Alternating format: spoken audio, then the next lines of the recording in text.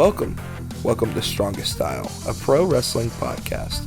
I am your host, the living legend, Logan Hurston, and I'm of course joined by my co-host, the gimmick killer, Cooper Prater. When I close my eyes at night, I am surrounded by vinyl records and cardboard boxes containing vinyl records. It's a hell of my own making, really. And the newest Strongest Style world champion and groomed to be, he is a giant, Mr. Jack Dudley.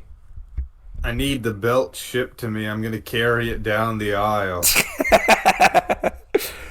Well, it is the biggest week in wrestling yearly. That's right. It's Jack's wedding week, guys. And along with... Go ahead, Jack. It's the beginning of the Road to Wrestling Dontaku.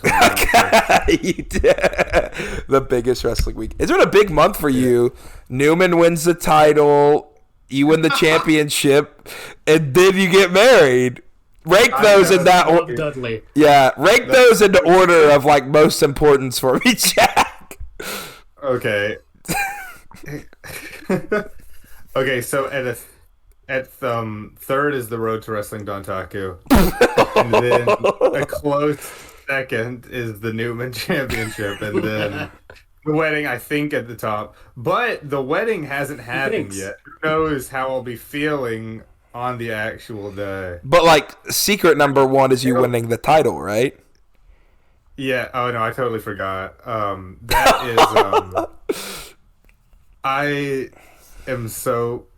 tired from work today. No, that was nothing really. It was easy for a guy like me to do something like that. And I'm gonna be honest. I don't even think about another it. Day at the office. Really? Some people scratch and claw. I like for the first time in a while. I actually was like, I'm gonna pay attention to what's going on in AEW for Dynasty predictions, and then I won.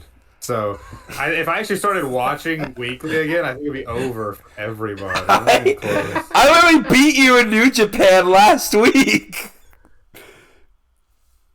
I can't. I disown. That's not my company. What a terrorist. Go with the white and gold forever. No, for real, guys. It is WrestleMania week. We are not a WWE affiliated, or we even talk about WWE very often, but I'm sure by osmosis and me being in close proximity to Jack's brother all weekend that I will find a way to witness part of the show of shows. But more importantly, let's just crap all over it, guys. I'm so tired. Above all else, I am tired of the most ridiculous, like, meta bullshittery in my pro wrestling. I can't stand it.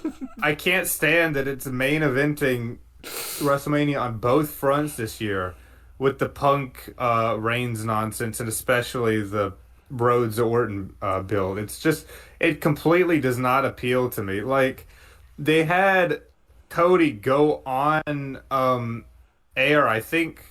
I can't remember where exactly it was. I think on ESPN or something. No, let's see. On SI Media podcast, he went on and he said, this is the most ill-received thing in the history of wrestling, probably. This is the entire fandom, your fandom, my fandom, independent wrestling fans, casual wrestling fans, cinema fans, everyone. Nobody likes this. And that's him promoting the main event of WrestleMania Night 1! Telling you that it sucks. It doesn't make any fucking sense to me. And they, oh my god. Like I was joking a second ago, we were talking about Daredevil before the show started, the new Daredevil season, and I joked that a lot of the way I even pay attention to Marvel stuff these days is just because it's still in my algorithm. Like it hasn't, Twitter has not caught up yet to the fact that I'm not interested anymore, so I still see it. And that's the same for all WWE stuff every week, even if I'm not actually sitting and watching the shows. I saw a clip from SmackDown where they had McAfee come out and respond to Punk who did his whole promo about ticket prices being too high and like another, I'm doing air quotes for those who can't see, pipe bomb sort of thing.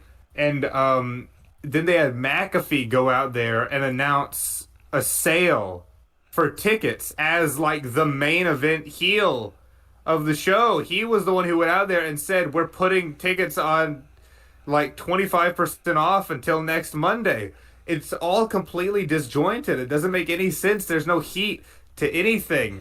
And it's just like it is, it feels like total like the rumors are that this is more of TKO trying to jump in and handle it because ticket sales have been bad this year. I mean, who knows if that's true, but I do know that it feels like if people that had never written wrestling decided that they needed to get their hands in wrestling, it feels exactly like corporate suits trying to dictate what's happening on the show. And I know WWE is normally pretty ass, but this thing with like Rhodes being seconded by Jelly Roll and Orton being seconded, oh my God, by Pat. I'm the spirit of Noah is flowing through me. I'm getting so angry. No, but seriously, it's so bad and completely unbefitting of WrestleMania. I know the name has been soiled over the years, but this is just ugh. It PMO, TSPMO. Wait, okay, so let me get this right. Randy Orton and I guess Pat McAfee, Yes, are in a program with Cody Rhodes. Is that right? Randy Orton turned on Cody Rhodes. Well, Orton, I believe, won the Elimination Chamber to challenge for the WWE Championship at WrestleMania. Then Cody won the WWE Championship from Drew McIntyre so that he is the champion going into WrestleMania. Then Orton, at the contract signing, turned on Cody.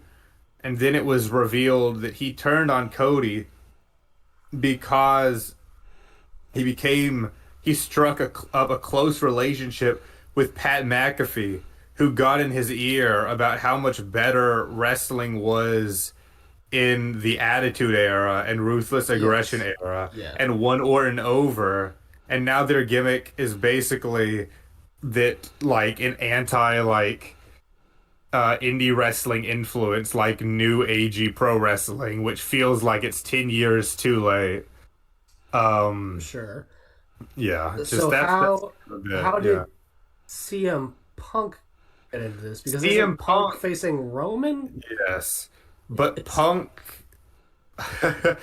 cut a fake so after Pat McAfee's thing was so ill received, they kind of went into like crisis mode, it feels like, and had Punk on Raw that week cut like again a faux pipe bomb promo shitting all over it and on stuff to do with Roman, and he went on and he said something like that that ticket prices were TKO is making ticket prices too high, and that they brought in, and get this, Cooper, you're gonna love this, he name dropped Pat McAfee, and he said it on TV. I did in fact see Pat McAfee. Yes.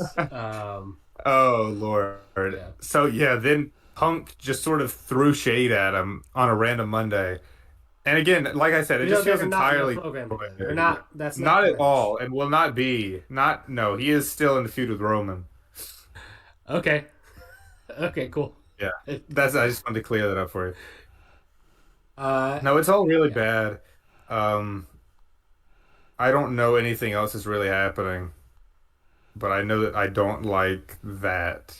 I mean, like, look, as a guy who has been very vocally not tuned in for a while, I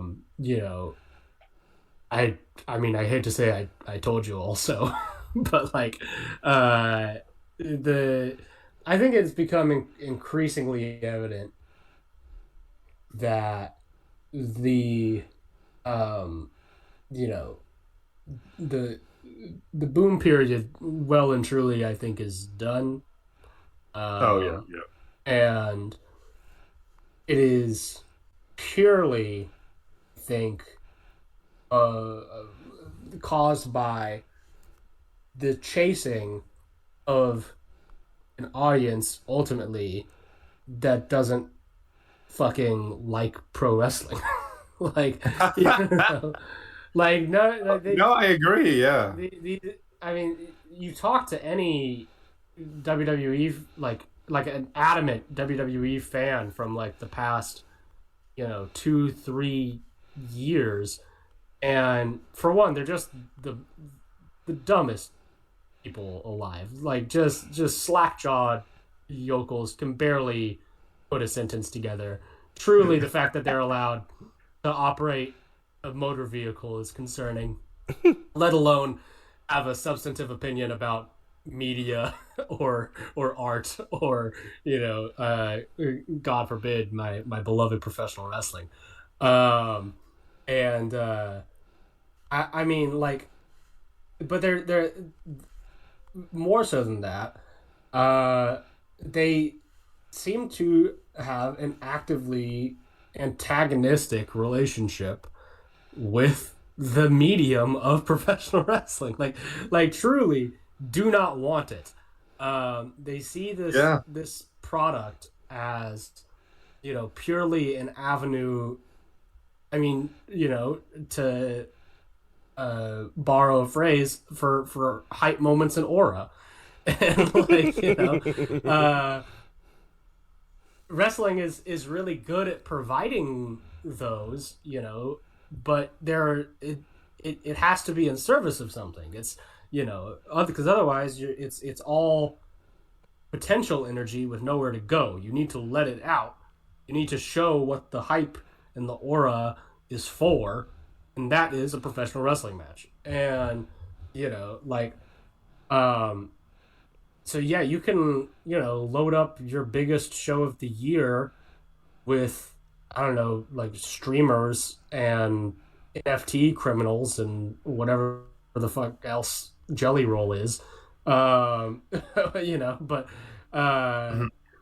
can do all of that and have it, I don't know, be in fucking Saudi Arabia or whatever you want. Like, you can chase all of these symbols of mainstream success and cultural capital in 2026.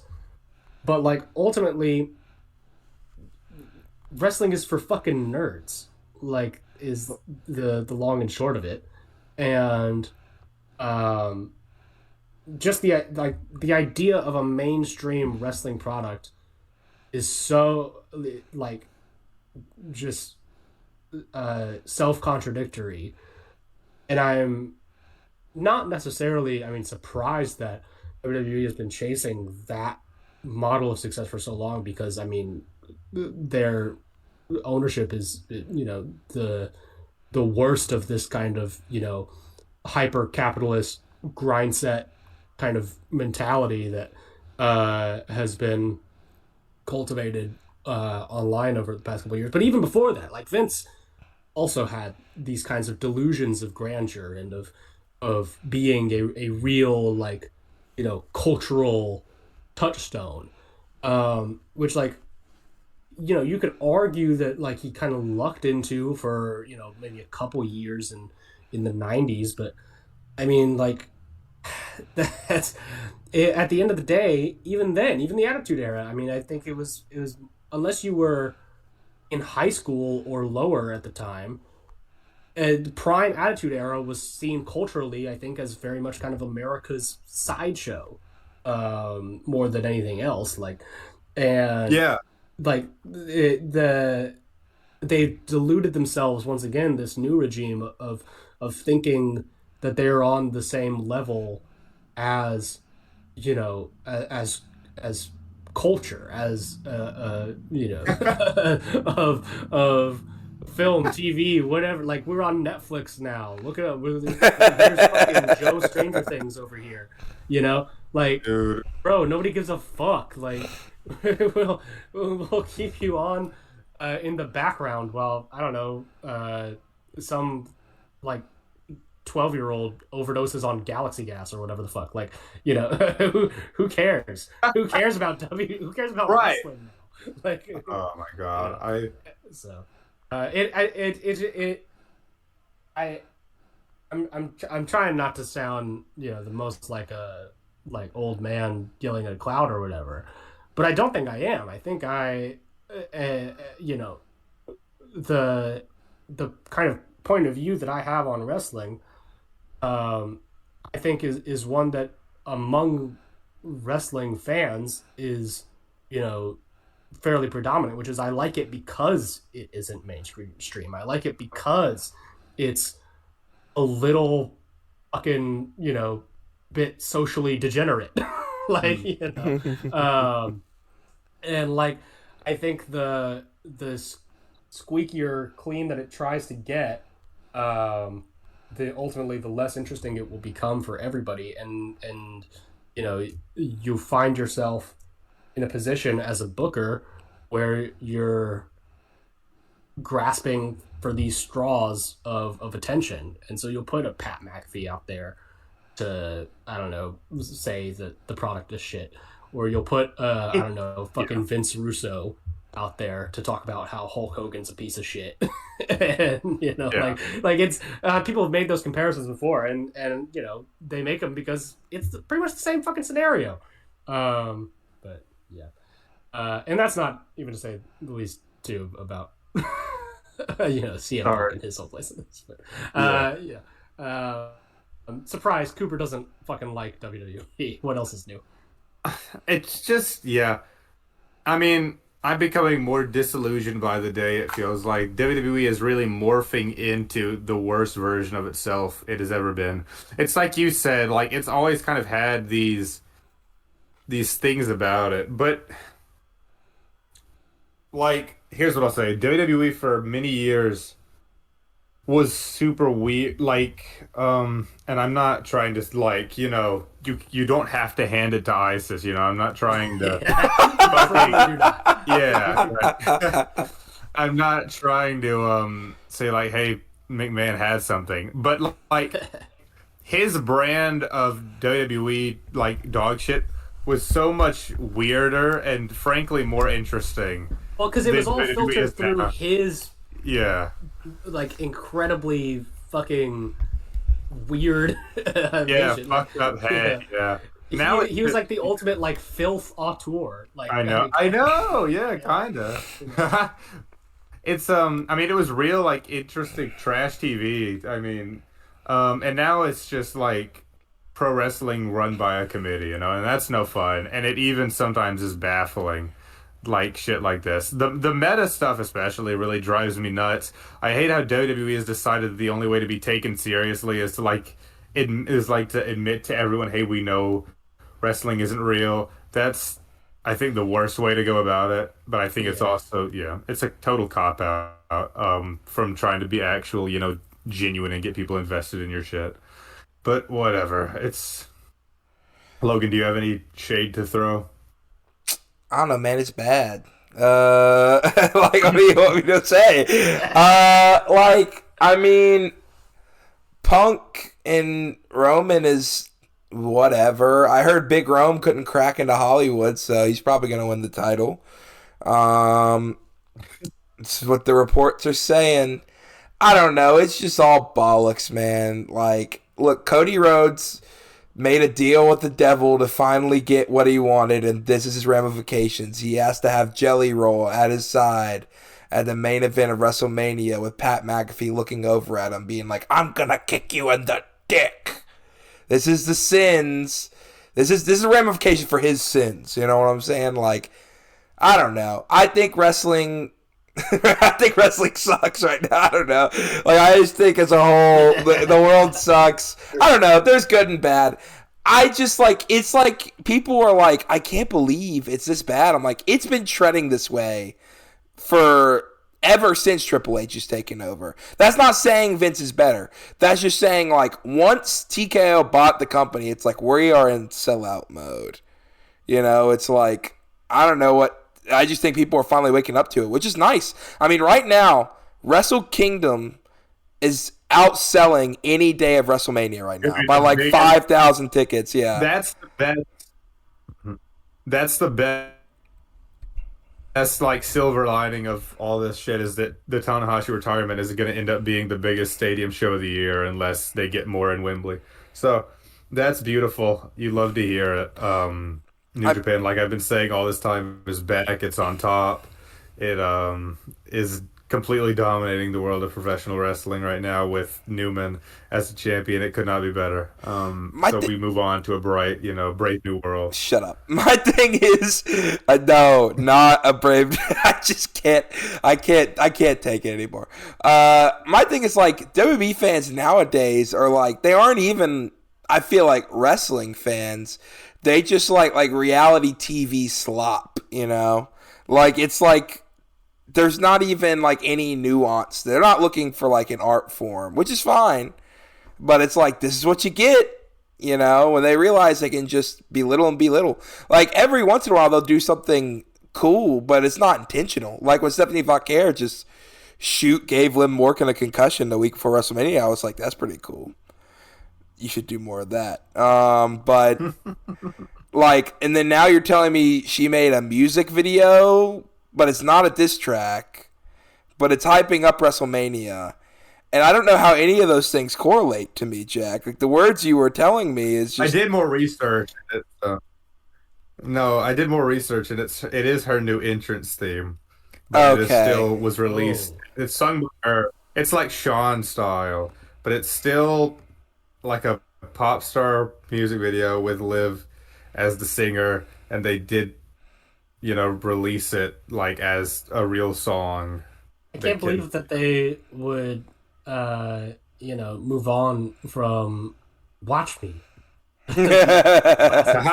Watch me. Theme song that was getting people hyped, dude. So Liv can for all these years. Liv can sing her own theme, and it's fine. But Rikishi never was allowed to come out to put a little ass on it. That's my thing here. Come on, guys. Just the best. I agree. So true, Logan. So true. Just deplorable. Man. All right. Well, moving. Well, no. This is perfect. This is a perfect time. No, screw this. With all this wrestling celebrity and hodgepodge that we've gotten in the WWE melting pot over there, a lot of people, and I'm sure Cooper will agree with this point, think that celebrity wrestling is bad. And I do agree that in most instances, especially when it's in your main event, you shouldn't be doing that. However, I think there are some good celebrity wrestlers, like famously Andy Kaufman. I think Big Boom AJ. Johnny Knoxville had a pretty fun match with Sammy, I would say. And I wanted to bring up the question, if you could pick... AJ is like barely a celebrity wrestler. Come on, man. Big Boom AJ is a wrestler, first and foremost, I think, who stumbled into TikTok fame.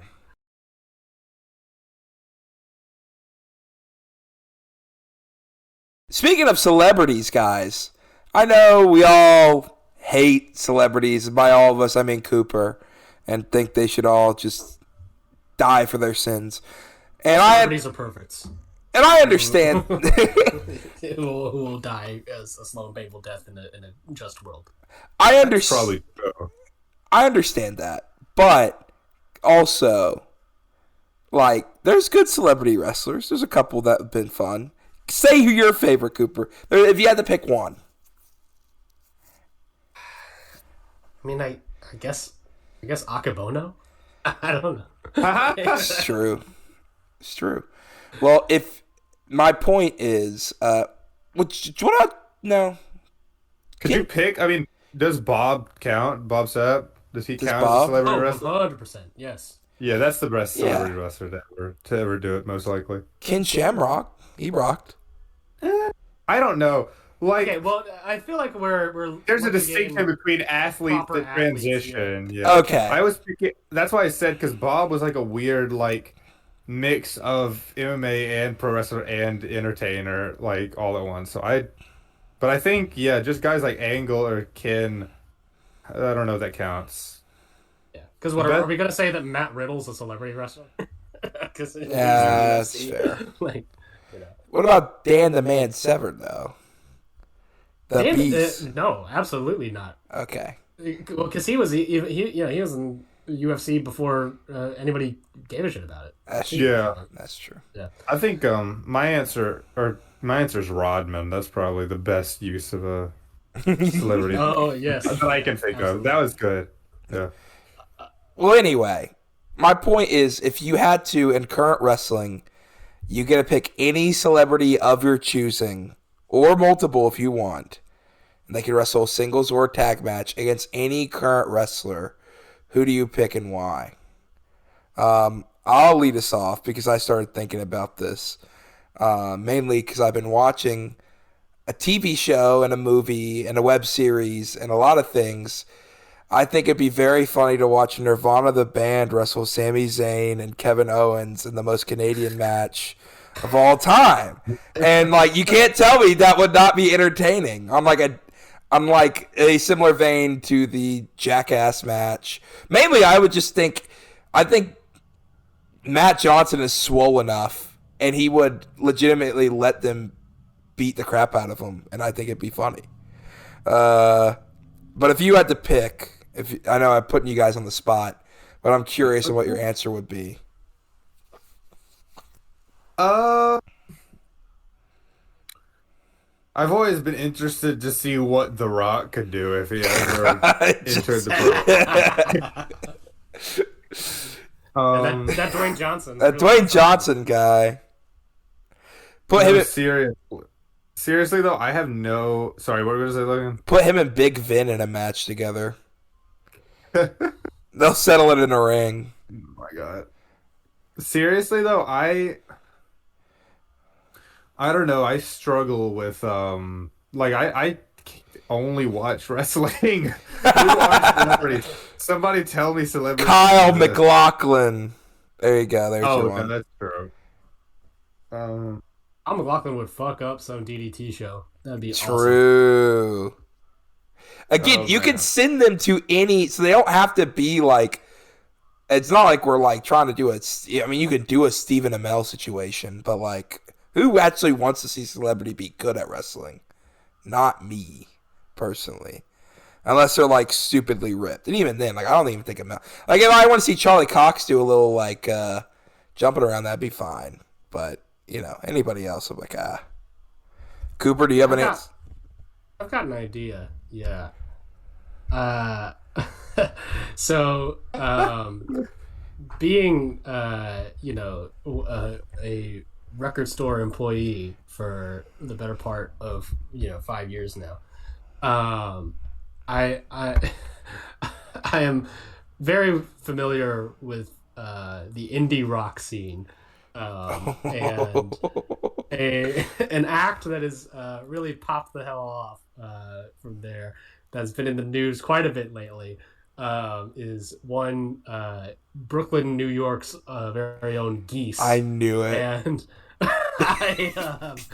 if you're familiar with Geese, their lead singer, a man named Cameron Winter, is the weirdest looking motherfucker I've maybe ever seen in my life.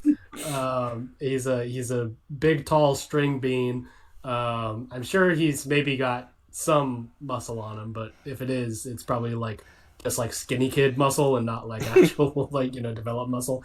And he also talks both in his interviews and sings in his songs, kind of like he is just coming out of like a 3-day sort of no sleep session, and like he's like very much kind of rambling off the top of his head, which I think could make for some really fun promos. Maybe I would really like to hear a Cameron Winter wrestling promo.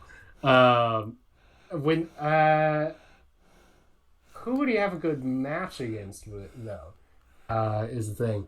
I'm thinking. So it's got to be AEW for me. Yeah. So I'm looking for folks in the AEW roster who I think could like handle a celebrity match well. If you want to go full bullshit, Orange Cassidy, I think could be a good. Oh my! They would have to team together. He would have to be a part of the conglomeration. That's right. Yeah. So maybe that's it. Maybe that's the move is a tag match with, new conglomeration member Cameron Winter and Orange Cassidy, versus I don't know, fucking who I can't even. No, I got you on MXM Collection. No. That would be like the route you do. But if you want to get really crazy with it, Orange Cassidy and Cameron Winter, the conglomeration, versus Gabe Kidd and Gordy Greep. Gordy Greep joins the Dogs, and he gives like a rambling promo like Kidd. No, I don't know these people. Listen, I don't know these people at all. I'm just to the point where saying Gabe Kidd makes me laugh. If you say the name Gabe Kidd, I will absolutely laugh every time. I came up with an even better combination just right now. The Gabe Kidd, Jordy Greep is a fantastic pull, Logan. Thank you for that, because it inspired this one. The Death Riders team of John Moxley and MJ Linderman.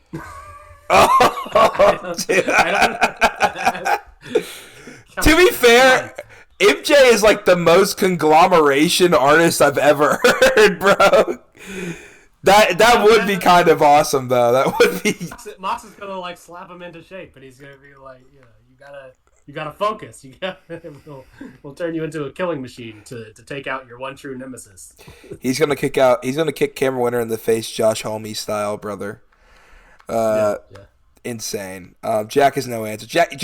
Let's be honest with Jack. I have an answer. Oh, you do? Let's go. Let's hear it. No, I have an answer. I was thinking this whole time how much I was trying to think, and it just came to me. I'd really love to see Chris Pratt get in the ring with Kazuyuki Fujita. That was the dream match that I came up with. I hope that's good enough for everybody. Devious. I think they'd work really well together. I think Cooper's is my favorite. Cooper, as soon as you said I work in a record store, I'm like, is it going to be Geese? And then you said Indie Rock, I'm like, oh, it's definitely going to be Geese. And I heard Brooklyn, I was like, oh, baby. Cameron Winter is putting on those. What would he wear, though? Would he just, like, be dressed as he normally is? I think he's got to be in, like, the OG, like, Andy Kaufman thing. So, like, really tight, like, compression, like, shirt and long johns, and then a little, like, sparkly sort of short on top of it.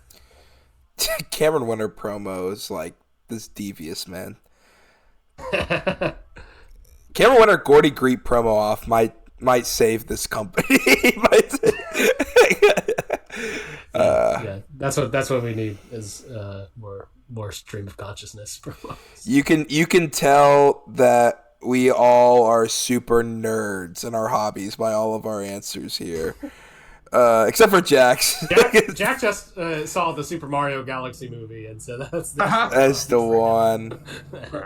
He could have picked Childish Gambino, who was Yoshi. That'd be kind of cool. Actually. That would be cool. I wouldn't mind seeing Childish Gambino. That would be awesome. Anyway, moving on. Final little thing about this WrestleMania weekend is the one good thing that always comes out, except for it's not going to happen next year because of WWE being a blood money merchant company and doing it in Saudi Arabia, is WrestleMania Indie Weekend. The top, I don't even know if I'd say top 10, a bunch of indies over the world, around the United States or locally or sometimes around the world, depending on if they come in a collective format or not, get together to just put on some of the best talent in TNA, AEW, CMLL, and the Indies, and in Japan will come together for dream matches. And there's a bunch of those. And I have asked the boys to grab their top 5 that they would like. I also have like a laundry list of hilarious ones, but I have my top 5. But I want Cooper to go first. I feel like you're the most prepared. I don't know if Jack is prepared again. No, I've picked. Okay, go ahead, Groom. Go ahead. I got 5 matches. I swear if they're all New Japan. They are mostly New Japan. We should clarify, New Japan is not coming to Las Vegas. No. This is just standard programming New Japan shows that happen to be on the same weekend. Yes. No. I did pick Vegas matches. If I'm being honest, I mean, my matches would be Yuto Ice and Taiji Ishimori versus Ryuhei Oil and Robbie Eagles, and Oscar and Robbie X versus Harley Jackson, and then Kosei Fujita. But no, I did pick actual WrestleMania weekend matches. I picked at Death Vegas Invitacional. I do genuinely. I think this one might suck because, you know, it'll probably be shitty clusterfuck like GCW camera work. I don't like that. But provided it's not, I am excited about the main event. I always like it when Despe and Kasai do their shit in the main event. So I'm excited for Desperado and Kasai versus Rini Mashita and Masashi Takeda versus the American Deathmatch guys and Nick Cage and Matt Tremont. I think that will be a lot of fun. And though I don't watch deathmatch stuff as much as I used to, I always get a kick out of it when I sort of go back to it, especially on a grand stage like this. On the Stardom side, with Stardom's show American Dream, I'm really excited for a lot of matches on that, but I only permitted it one match on my list. I'm really most excited about Athena versus Rena in a singles match. I've sung Rena's praises a ton over the past few years, and I can't think of a better. I'm glad they gave her sort of the big opponent. I wouldn't be surprised if it's someone specifically that Athena actually wanted to work with. So I'm looking forward to that one greatly. I didn't include this one on the list, but I also want to shout out the main event of that one, which is Windsor versus Saya Iida. I'm sure that'll be just as good. I just have been Rena Hooper for so long. I wanted to include it over that one. I'm really excited. Frankly, it'll probably be terrible, but I am excited just for the concept of the Nagata versus Barnett main event at Bloodsport this year. I think very nearly put it on mine. I almost put it on mine too. So I think that will be very memorable, if not a great match. I think the spectacle of it will be super. Blue Justice will pull it out of him. Don't you worry. Yeah. And then I just put sort of 2 ridiculous matches from the collective that I am looking forward to. I put, obviously, the big one everyone's talking about, the Sandman versus the Invisible Man. I can't think of a more ridiculous match to be looking forward to. I have no idea what the Sandman's going to do. And I think he's also... Is it supposed to be his retirement or not? It is his retirement, yes. Yeah. So I'm looking. I always love seeing a retirement match, and this is going to be one of the kookier ones this year, no doubt. And then I just put the good old fashioned clusterfuck on there. I always love seeing the clusterfuck, even if GCW sucks nowadays. But the clusterfuck is the clusterfuck, and it's always a good time. I'll probably watch like maybe 30 minutes out of the 3 hours. It's a good time when you're delirious at like 3 a.m. or whatever. Right. And I will be on Saturday night after the rehearsal dinner. Yeah. We're gonna have the rehearsal dinner. We're gonna drive all the way to Eclectic, and we're gonna put a bunch of brews into Jack, and we're gonna watch just a very terrible match. That actually might, when you put it that way, that has the best chance of me watching it live out of like any of the because that will I can see that world very clearly. Cooper, you can go next. I got like a laundry list, so I just picked kind of the ones that really spoke to me the most, in no particular order, but just kind of like, you know, stuff that I'm interested in and stuff that I'll be watching. On the Maple Leaf Pro show, which there's not a whole bunch on that I'm super into. By the way, Logan, my condolences. I did see that the Good Brothers had lost their Maple Leaf Pro tag titles in one day to some team that's actually signed to them. Jobbers. Yeah. But hey, they got their two bookings. Was it Kaido and Bishop Dwyer? No. It was like some homegrown dudes. Yeah, whatever. All that matters is we're in the history books, brother. As the first. The MLP report will have to wait until they get good again. So, but on their Vegas show, they did announce fairly late in the game compared to the rest of these what is sure to be a Cronenberg-esque body horror of a match of Hechicero versus Jonathan Gresham. I also have that. The grapple fucking on this is going to be pretty intense, and it'll be a real test to see whether or not I vibe with it, depending mostly on my mood that day. But just on paper, man, that sounds fucking crazy. I cannot wait to see what sort of contraptions they will make with each other's bodies. But so that one is I'm real into. Then the big semi-local promotion, Action Wrestling, is going to Vegas. They have their show. We gambled away the graphics budget. I've seen the build of that one. Yes, their match announcements have in fact lived up to that name, and they have possibly what is going to be the most truly like fucked up match of the whole night, of the whole weekend, more so than anything from Death Pain Invitational or GCW or whatever.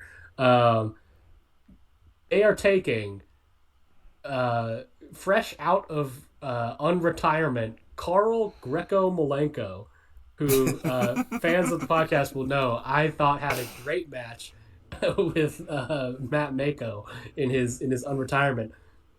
They're taking this like 50-something-year-old fucking karate teacher and putting him in the ring with the Mad Dog. The Mad Dog. I don't know if it's a dog collar match, but Mad Dog. It'll become one. Yeah, it'll become one whether he wants it to be or not.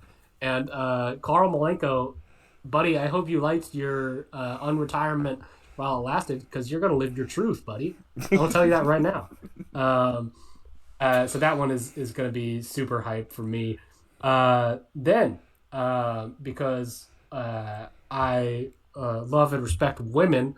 I have for West Coast Pros show. West Coast, another one of the kind of like big indie names nowadays, in the former triumvirate that has now become a one umvirate.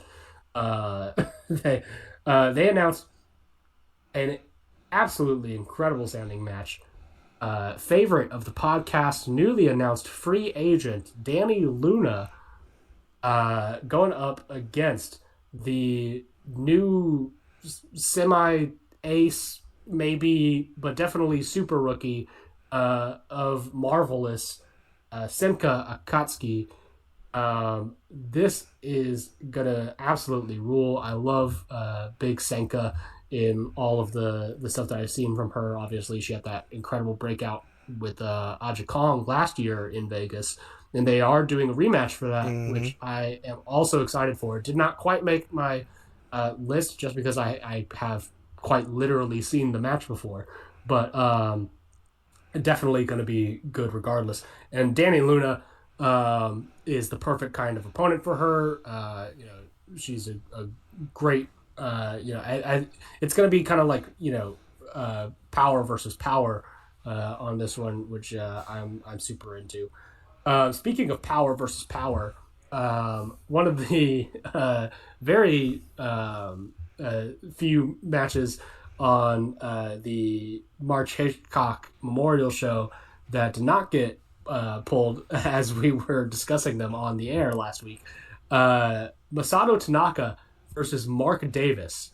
I feel like people moved on from this announcement way too quickly because this match is going to fucking rule. Mm-hmm. I don't need to tell you anything more about that than just saying those two names over and over again until you get it through your skull. And then at the top of my list, once again, not in order, but at the top of my list,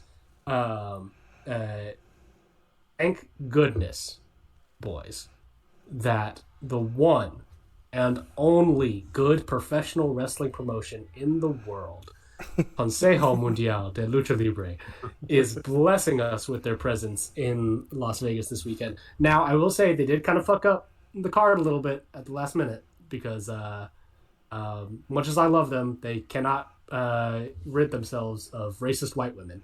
I saw. We saw. And, Tessa Blanchard does have a match on this card. I will not be watching it. But the rest of the card looks pretty good. And in particular, the fourth match that they've had this year, and what I am sure will be their fourth match of the year in my books. Lads, the old gunslingers are going at it again. It's Ultimo Guerrero versus Blue Panther. I am so down for it. All of their matches this year have been supremely my shit. The Blue Panther still absolutely one of the best wrestlers in the world, bar none, despite his age. And Ultimo Guerrero has been on a pretty killer run in CMLL this year as well. And yeah, so for them to grace American soil with this match is too kind to us, really. So I'm definitely looking forward to it. Cooper, every single one of your matches was on my list, so I'm going to refrain from saying those. But you stole, quite possibly all my tactical top five. We are one and the same. Some matches that Cooper didn't mention that I am excited for. Bandito versus Galeno Del Mal on that same March Hitchcock show, which has not been pulled. The Forbidden Door. It has not been pulled as of right now, so I'm assuming it's not. Also on the West Coast, Noah hasn't gotten the Noah guys haven't read their emails from yeah. On that West Coast Pro show, Alpha Zoe of West Coast Pro fame versus LeBron Cozone. A very interesting striking battle, and I'm sure it's going to be a sleeper match of Mania weekend. If you know, you know. Had to put this on there just out of spite for the House of Glory Tag Team Championships. The Hardys versus the Good Brothers. That is so fucked up of you. Not because it's... Is that really happening? Yes, yes. It's going to be a pretty good match. But what's pretty that too. Bandito versus Amazing Red is on that same show. That leads to my next thing: Bandito versus Amazing Red. I have it on my list. I just saw that and I was like, okay, if all my picks get taken, I'm just gonna say it. And that's what happened. Everybody said everything I wanted to say, so I was like, all right. There's one called Manders versus Paul Walter Hauser. I don't even remember what card this is on. But that's on the action show. That's messed up. That's messed up. Yeah. Paul's gonna bleed buckets, I'm sure. Yeah. We sent this into the group chat, but the Priest and Fuminori Abe versus Gresham and Stevens tag match is just... It'll probably be like a nothing burger, actually, because these guys are already wrestling so much this weekend. But just on paper, that's absurd. That's absurd. Like, those four names should not be. So nobody did the Josh Barnett versus Yuji Nagata match. Stevens versus Abe for Bloodsport, I am very much looking forward to. I almost put that one on there. And finally, just out of morbid curiosity, I am very interested. I am very interested in seeing how Brody Lee Jr. wrestles. So I did put and they're putting him in the main event. So I am very interested to see how that. Not as in like I'm excited, but like it's the one I'm like, okay, this is like a 15-year-old. Putting Brody Lee Jr. in the main event of Spring Break. Joey Janela. He's facing Janela this year at Spring Break. Oh wow. Okay. Mm-hmm. Sure. So it was this. Yeah, they did. Yeah, it's weird. Yeah. Apparently, Progress is running Michael Oku versus Man Like Darius for their main event. For the Progress title. Which I saw that. I thought it was very funny. They're also doing. God, that Progress card it's Progress, man.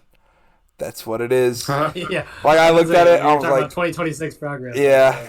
How much of a surprise it is.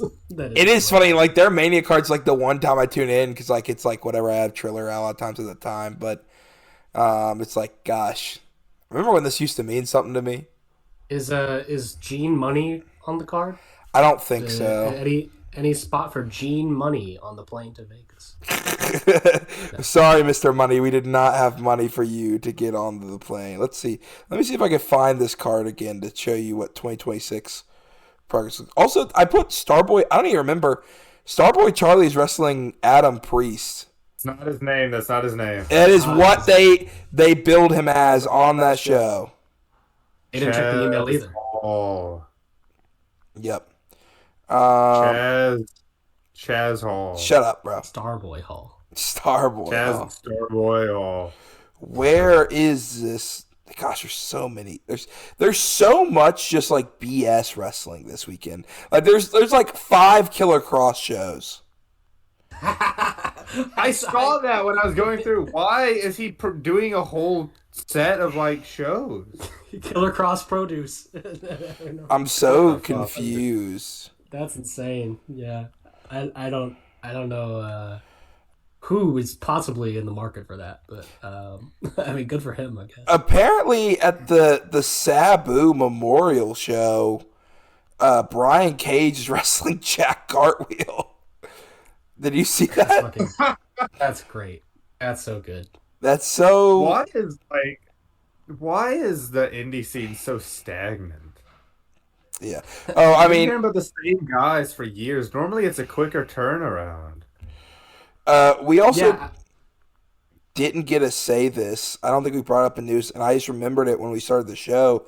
Did you guys see the stuff about Cruel and the? Yes, the stabbing that wasn't actually a stabbing. The fake stabbing, bro.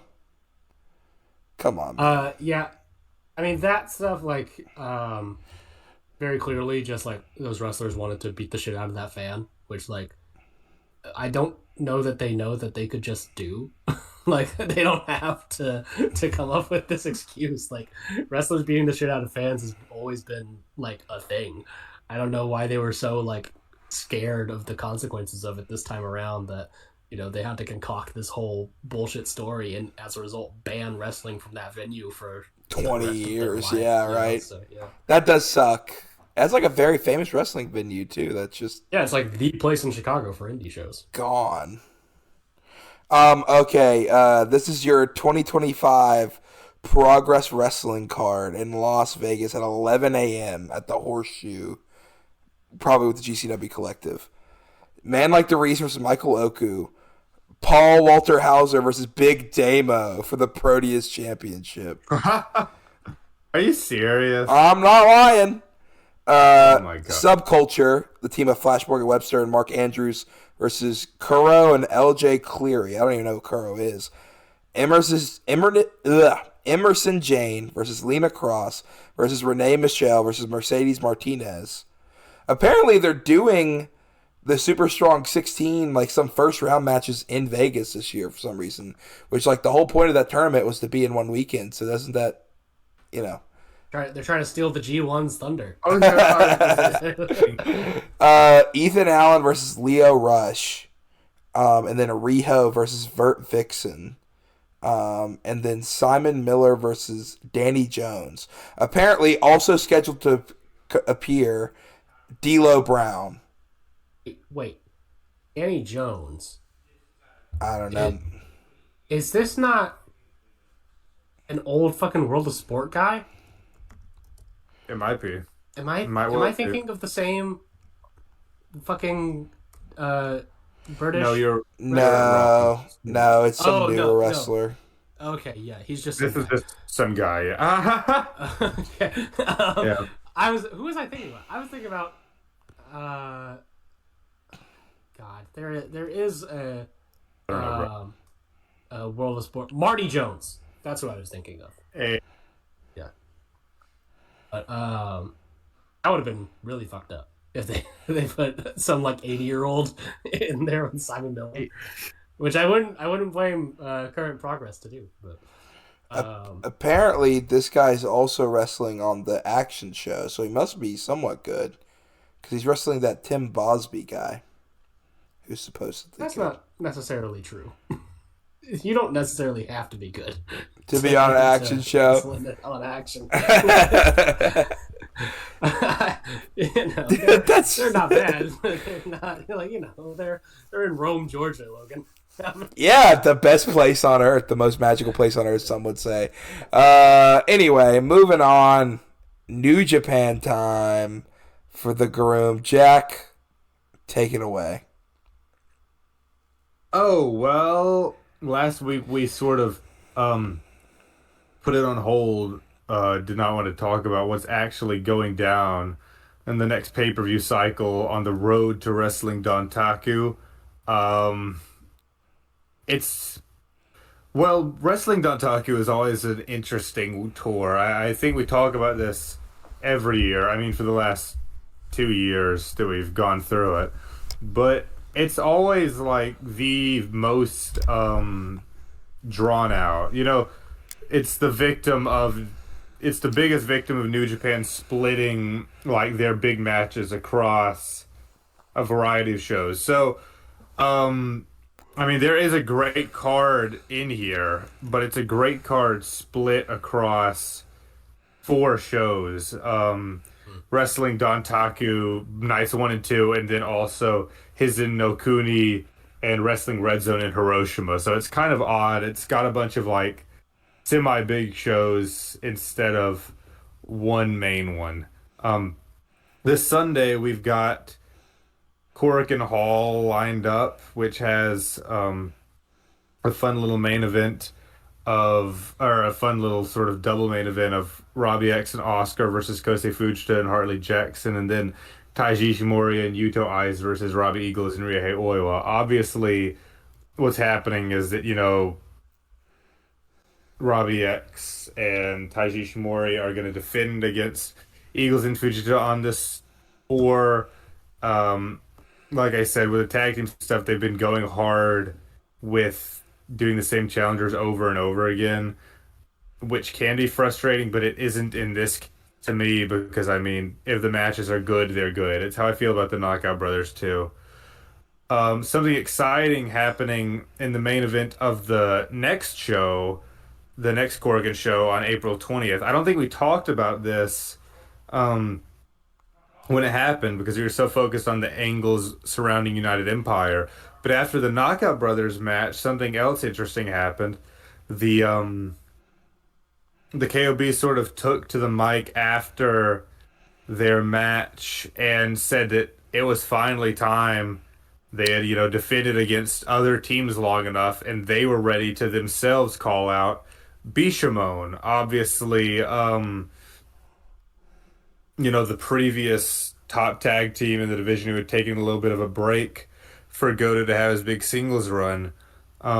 But now, the Knockout Brothers want them. They want to prove that they're kind of the most dominant team in the division. So they called them out. But then, who else but the Healy Heels United Empire? Hanare and Great Khan came out to instead say that they were the most deserving team and they were not going to be they were not going to be passed over just because of the KOB's fixation on Bishamon. And like they did with Umino and Uemura and Black Saints earlier in the year, the KOB made a number one contenders match on the spot. So that's the main event of Korakuen Night 2. is Bishamon versus Great O'Connor and Hinare. So that should be good. Like we all know, the tag division's kind of on fire right now, and I think that could be something pretty exciting. Maybe not at the level of Black Saints versus Umura and Umino, which is one of the match of the years of 2026 so far, but still, I think it could be pretty cool. And the winner of that goes on to face the Knockout Brothers at the aforementioned He's a No Kuni show, which is on April 29th, a Wednesday. So then we have in between those two on Saturday, April 27th. See, this is what I'm talking about. Like, it's so spread out and confusing to do Dontaku. Anyways. Yeah. Oh, I was wrong. Fuck me. That match, the Korakuen match, is the main event of Wrestling Red Zone in Hiroshima on Saturday, April 25th, which also has the Junior Tag Championship match that I just talked about, Robbie X and Ishimori versus Fujita and Robbie Eagles. Okay. Yes. Okay, so that's the main event of that one. I think what's probably going to end up happening, I know, again, with this mid-card New Japan stuff, normally when we talk about it on the show, it's like I give my opinion on some minor bullshit and everyone is like, yeah, that sounds right. What I think is going to happen is probably that Hinari and O'Connor are going to win this one and they're going to save the big KOB versus Bishamon clash for Dominion right after. And that's fine with me. I think that they're good challengers who deserve a shot at the title. Or I might be wrong. I mean, we've been wrong about a lot of stuff in New Japan lately. It would not be a shot. Yeah, I mean, I would not mind at all seeing, even the United Empire team, maybe take the belts off of KOB. It's a situation where it's dragged on, long enough to where it feels like any challenger could win, unless it's like some bumfuck team. But, United Empire has... Yeah. Unless it's the House of Torture team. Yeah, right. United Empire has momentum on their side right now. I like the sort of revamped Hinari and Okan as like a legit team. I like how they've got the matching ponytails now. I think I've talked about it on the show. I think they're cool together. And yeah, with the Unbound Co. United Empire sort of stuff continuing and United Empire getting all this momentum, it would not be surprising if they were able to take it. Well, I don't know. I said that I'd be fine with them taking the belts off, and I would still, I think, but I don't know. Does it not maybe leave the Yuto like Oiwa kind of thing unsettled a little, or do you think that feud needs the belts even to still have a satisfying conclusion? Because from what I've as at least the last time I was paying attention, which was granted before Sakura Genesis, it seemed as though that was still not quite resolved. Sorry, you cut out a little bit right at the beginning, and I didn't even catch what you were saying all this about. Oh, that's okay. I was wondering if yeah, you could put the belts on the United Empire team. You could put the belts on a number of people, but like it seemed kind of like the real through line throughout the KOB's reign has been, against Team DK, and specifically the Yuto and Oiwa personal rivalry within that. Yes, and so like I would think just from like a sort of broad storytelling thing is you kind of want to give them that moment, but.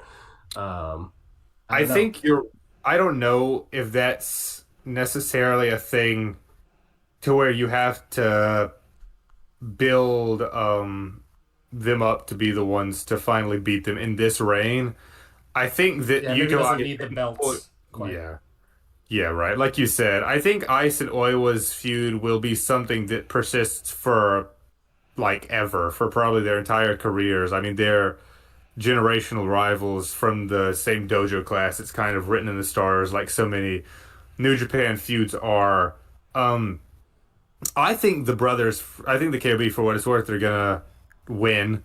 I just wouldn't be surprised with how United Empire is taking so much of the spotlight right now. But to be honest, I mean, I feel like they don't need to beat them on this reign. I don't think their story is so much about beating them as much as it is about like I don't know. It's a lot more personal and it's like about their hatred of each other and about their differing philosophies. But I don't know if it necessarily has to end with them beating them for the tag titles. I know that's weird to say. It just feels like I kind of get where you're going. Yeah. it's not gonna like it's Oiwa. I feel like will have not really proved anything by beating them, if that makes sense. Because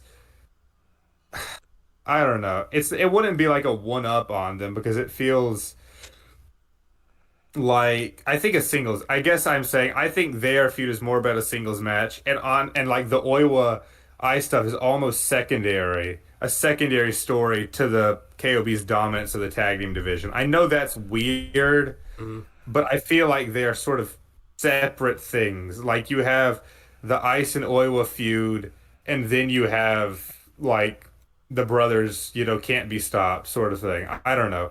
That's just how I read it, but I'm sure that almost feels like too out there to. No, I get what you're saying. This is probably just me. Yeah, this is you were. I would defer to you on. You're gonna trust my judgment. Yeah. Yes, this is what happens when you don't pay attention to a product for over 2 months. Yeah. So, Yeah.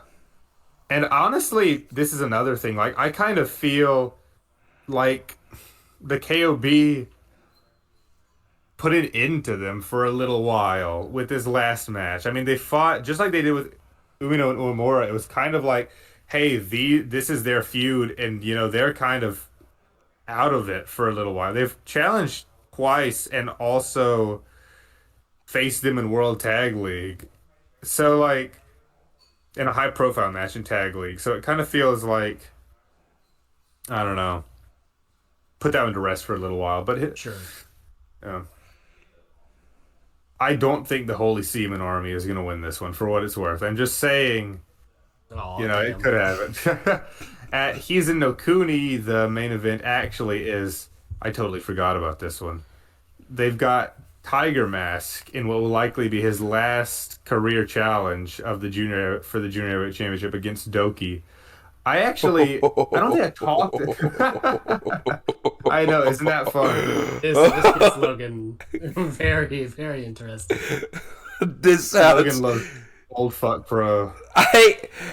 It's actually like the first Doki defense I've been interested in, just because I know like there's not a chance in hell that Tiger Mask wins, but I'm just excited to see what that match looks like in 2026. No, that's fair. I think that Tiger might want to do, just like Tanahashi, he might be betting on like, hey, I only get so many more spotlights left in my career. I might try to show out against Doki. What that looks like against Doki, like you said. For what it's worth, I kind of thought that the Yo match was pretty okay. I don't know if we talked about it very much because, again, everything was overshadowed by the Newman shit. But I thought that one was better. Like, as Doki defenses go, I thought they struck a good balance in that one for house shit.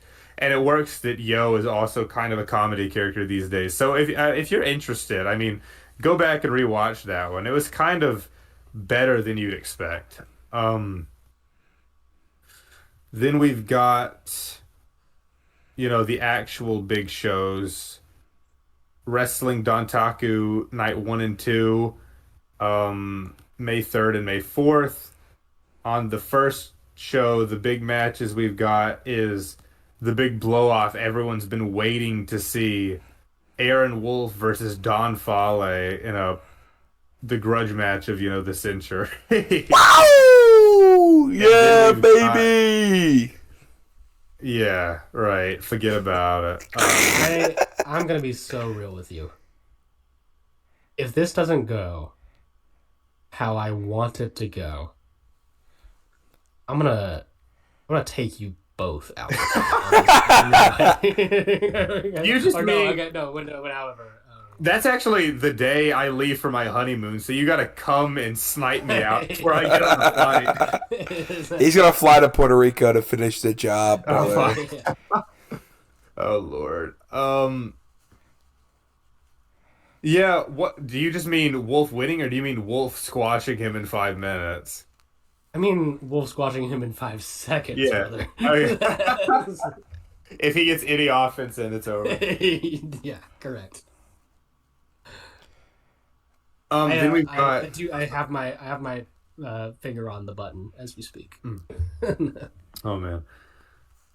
Then we've got Bolton Oleg versus Rin Narita for the Never Openweight Championship. Now this, even though Narita, I've said a million times, just sucks and is irredeemable now, this has possibility to be interesting because Oleg is going for more than just getting his title back. He's got this fun, through line of like, they are presenting him as like Oleg has a chance to become like the open weight god.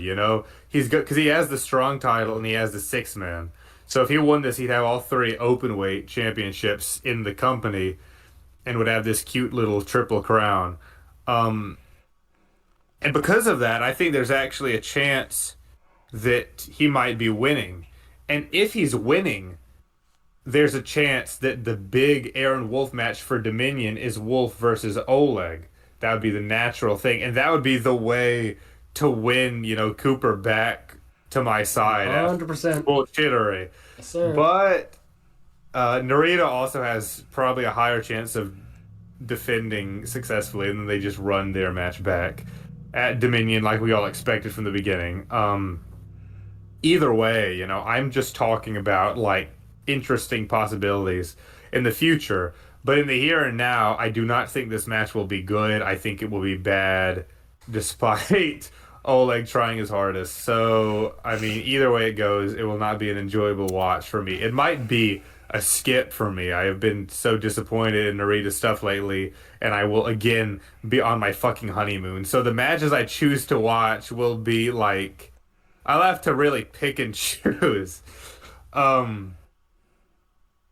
Then we've got the main event of that show, which is Suji versus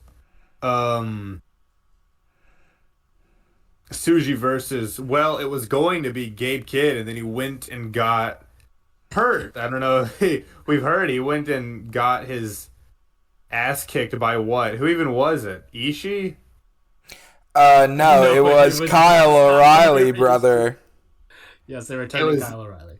The returning Kyle O'Reilly. No, actually, Orange I Cassidy like broke his shoulder. No, just kidding. I couldn't remember what combination of the conglomeration it is. Ishii's still out. Poor guy. I need him back. Yeah, I mean, I wanted to see this match. I thought it had a lot of heat on it, but I also got a kick out of it because everything, again, that happens to Gabe Kidd is like automatically comedy gold to me. And then, like, Walker Stewart tweeted out this morning, he said karma with like 3 rat emojis and then deleted it after. So I don't know if it actually upset Gabe or if he felt like it was too mean, but that was funny too. Chris just got a hold of Walker's phone for a second. I know, he was like, "Do not under any circumstances." Yeah. Holy shit. The obvious choice, I mean, that I think everyone thought when this happened was like, bring Finlay back one last time because they've got this classic feud for the Global Championship just as much as Gabe does, and we all want to see him one more time for a more proper, send-off match. I think there's, that could well happen. I don't think Finlay would be averse to going back to Japan like some guys, like Okada has always been. I think he clearly loves New Japan and went out on the right terms and would be happy to do the job one last time, but that was asked of him. Today, a more exciting possibility sort of arose. Taichi started to sort of campaign for himself to get that spot on Twitter, and I don't know if it means anything because Taichi is sort of one of the more infamous, like, just word saying, doing whatever guys on socials. It could just be him bullshitting, like always. But I would love to see him get that spot, especially because his current gimmick, since Ospreay has come back and facing him in that series match, is kind of like, hey, fuck AEW guys across the board. So him taking their spot, that's the gimmick of everyone in New Japan these days. I was about to say, yeah, join the club, buddy. Right. But it would make sense for him to sort of take that spot taken by an outsider, and it would be a match that everyone loves to see. He's kind of the perennial underdog in New Japan these days. So one of those two, or someone totally out of left field, whoever it is, they have made it into not an, I don't know, it's weird. Like, I know it's again stupid to make these distinguish, like, only a true like freak about New Japan would notice these differences. But while they said that it was yet to be announced, they did not say that it was Yota Tsuji versus X. So I think it's more like I think it's more like, hey, they're actually scrambling to find it versus you should expect it to be someone super cool. I mean, it's a global championship match, so I don't think it's going to be nothing. But also, don't get your hopes up. This is a legitimate injury, not a planned thing. As for the second night of Wrestling Dontaku, it's got two big matches at the top. It's not even. Holy shit. Or I guess it kind of is because it's Ospreay. But still, the semi-main is the never openweight six-man tag team championships, which is Bar Shimon versus the OG United Empire team of Ospreay, Hanare, and Okan. I mean, that could be good. I mean, I've even said that the never openweight six-man matches have been great lately, and Ospreay in it, I mean, guarantees that it'll at least be a pay-per-view worthy match. I just, like I said at the beginning, Dontaku tours are just weird and sometimes frustrating. And then you've got the main event, Shingo Takagi challenging for the IWGP Heavyweight Championship against the 88th champion, Callum Newman, in his first defense. This should be good. You felt way too good saying that. I'm just reading what it says here on the website. I mean, I'm comfortable with it. I think it's a spot that, he is befitting of the Prince of Pace. you nearly got there. Oh, fuck. Yeah, I couldn't. I broke at the end. No.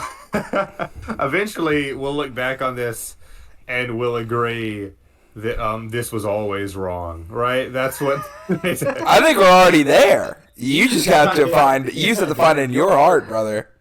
No, I like Callum. Fuck me. Why are these British boys just so funny, like, naturally? Why are they not, like, it's just something about them. It's the accent, it's the, I don't know, they're silly. How seriously they take themselves? That might be it, too, yeah, fuck. Anyways, I mean, there's not much to say about this one. I think it'll be good, but it is the absolute safest first defense you could do with Callum after, for what it's worth, doing the most out there and not safe choice to put the belt on him. But, yeah, I don't know. It's whatever. It's Dontaku. Should be okay. I think we know probably at this point whether or not fucking the little man has won the AEW championship. So maybe we should stop doing my boring shit and say on air whether or not Darby Allin is your new AEW world champion. Was I the only one watching it? Fuck yeah. Yeah, I don't have a TV in here. No. Not only my playlist for the wedding. Well, two things. One, Cooper, Tony Khan is listening to you because on Collision this week, in the most Cooper Prater match ever, Jon Moxley will have a Continental Championship Eliminator match against the one, the only, what'd you say? Cameron Winner. Nick Wayne.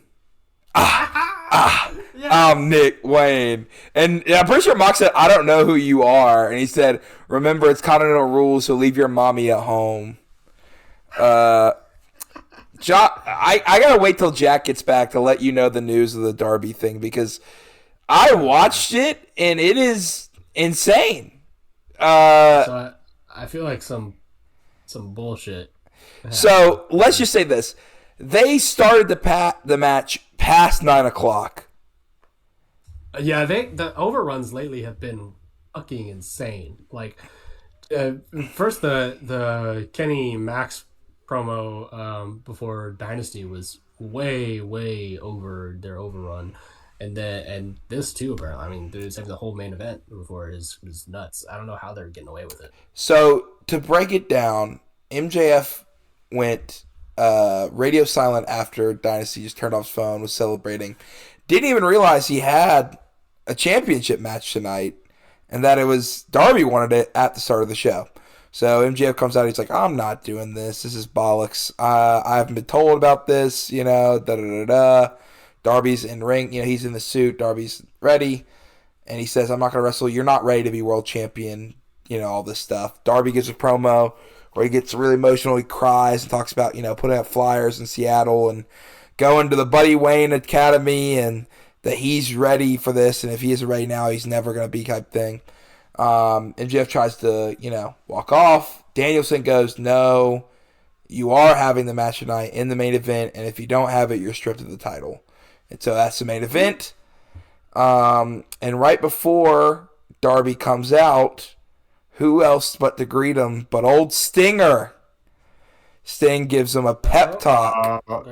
He's winning that. Darby comes out, MJF comes out. He gets the whole pageantry with the flag.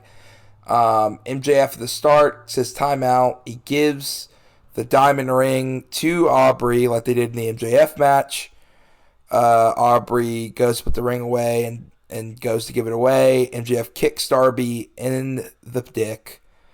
Puts him in the headlock takeover.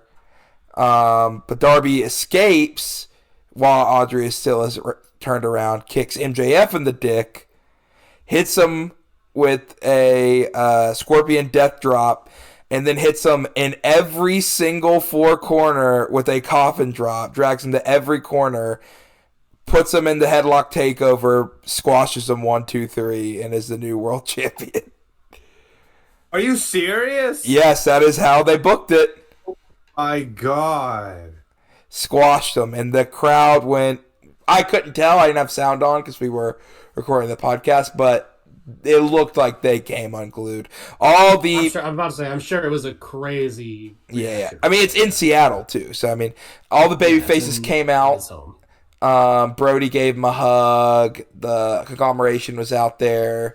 Jet Speed.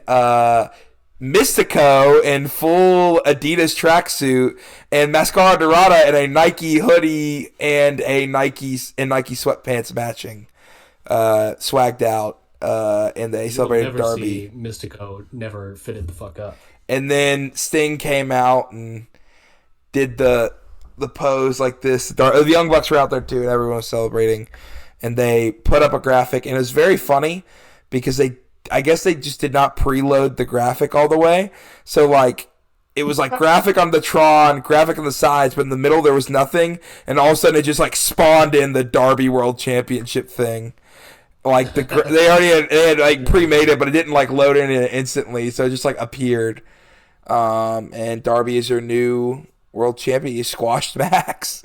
Straight up squashed him. They didn't start the match till past 9 o'clock, Jack. But the thing about AEW is they've done long overruns before, so it wouldn't have been out of the blue for them to have a solid little match here. I had a feeling it was going to be a squash one way or the other, or schematics, but I'm it would be a brilliant fake out if they did all that stuff to build up Darby and then he lost. It would be brutal. He would have to win at the pay-per-view. But yeah, I mean, that was kind of going to be sort of my idea for it. But I mean, yeah, I guess this is the other way of doing it. Well, I don't think we're done with the MJF title reign. I think this is a nice... He gets his moment, but it's going to be a Mick Foley-esque situation of He's going to have it. He's going to hold it to the pay-per-view. Either we're going to get a rematch with MJF or MJF. It's the same thing they did with Brody, where they had the Eliminator, where he just squashed him, and then MJF learned from that kind of thing. Or they kind of teased that both Ospreay and Kenny, they had like a little promo backstage after Dynasty where they like, we both want to be world champion, we can't give up on it type thing, where they got Ospreay kind of held Kenny up kind of thing. So they may do a multi-man, but probably it'll just be a straight-up rematch and MJF will win. But it would be cool if they did a multi-man and Kenny won. But that's just, my hubris knows no bounds. Double or Nothing? Yes. I mean, sure, yeah. Yeah, you do that. Well, I mean, look, since I guess we're on it and I am talking about it, I mean, like, look, yeah, Darby kind of was always gonna get a title run at some point. I just, I think I briefly mentioned my dislike for that idea of doing it right now, but particularly coming off of Dynasty, I think it is a weird and not very good decision. I understand it's going to be short. It's going to be really short. He is probably going to lose it at the next pay-per-view. But regardless, like, I don't know. I think this last match run, and particularly that last match with Kenny, I thought was great and was really getting into some cool stuff with him as champ. And aside from, I don't know, telling Darby thank you really quick, I don't know exactly what this accomplishes. What? Good for him, I guess. I don't know. I think it's a moment thing. I think they had built it up well enough without having like explicitly like. I'm for it for two reasons. One, I don't feel like you necessarily have to have. Max already has the longest title reign in AEW history currently. I don't want Max to have the second longest title. Like I don't want him to have a super long reign. Well, I know, but I'm saying I don't know. You don't have to break it up. Well, my thing is like the options are either this is just a break in between two Max reigns, or you just get on to Kenny. In that case, I would have rather just had Kenny beat Max, like, straight out to begin with. Yeah, me too. But, I think I'm not against the Darby thing just because I think Darby in the last few months, I think he's always been just a phenomenal TV wrestler, a phenomenal, like, get-up guy. And, like, I don't want his title reign to be long anyway. I never wanted it to be like a long reign type thing. I always wanted to be like he gets that moment. He always felt like a moment guy. Like he gets the moment and that's it, Like he's just enough. Because Darby, like even on the card, the way he's been presented is like he can roll anybody up. You've said it yourself. You said Darby's going to get beat up for the whole match and then he's going to get a roll up. Which ended up being the reverse of that because it's, But anyway, most of his matches are like that. I agree. But at the same time, because that he's so, at any moment, there is an era that he just could lose. Like, he's lost to Pac during, like, the Death Rider. Like, he's lost to a lot of the Death Riders during that whole Mox and, I think also Pac, Claudio, and Mox. He never lost to Danny, but, I mean, come on, guys. There's levels to this. And, like, he's lost, he's lost to Kesha and stuff like that, and, like, other guys who are main event level, or like if they want to build somebody up.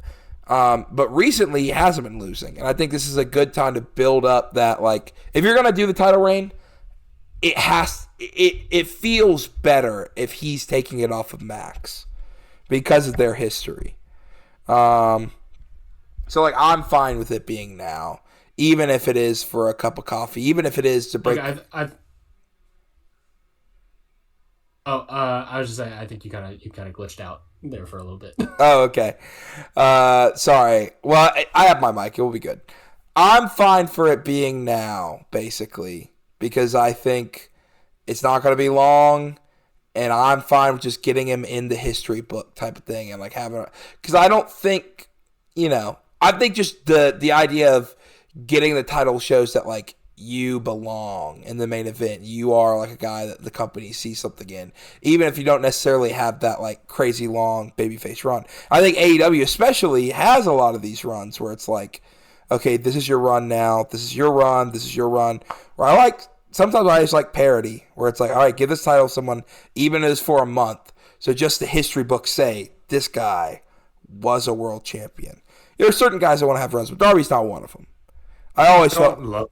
Yeah, sorry. Good. I don't know. I think AEW was onto something earlier in its run when it kept the world championship very, won by a very elite sort of group. And I don't mind, I've never minded the thought of, a company's roster being full of,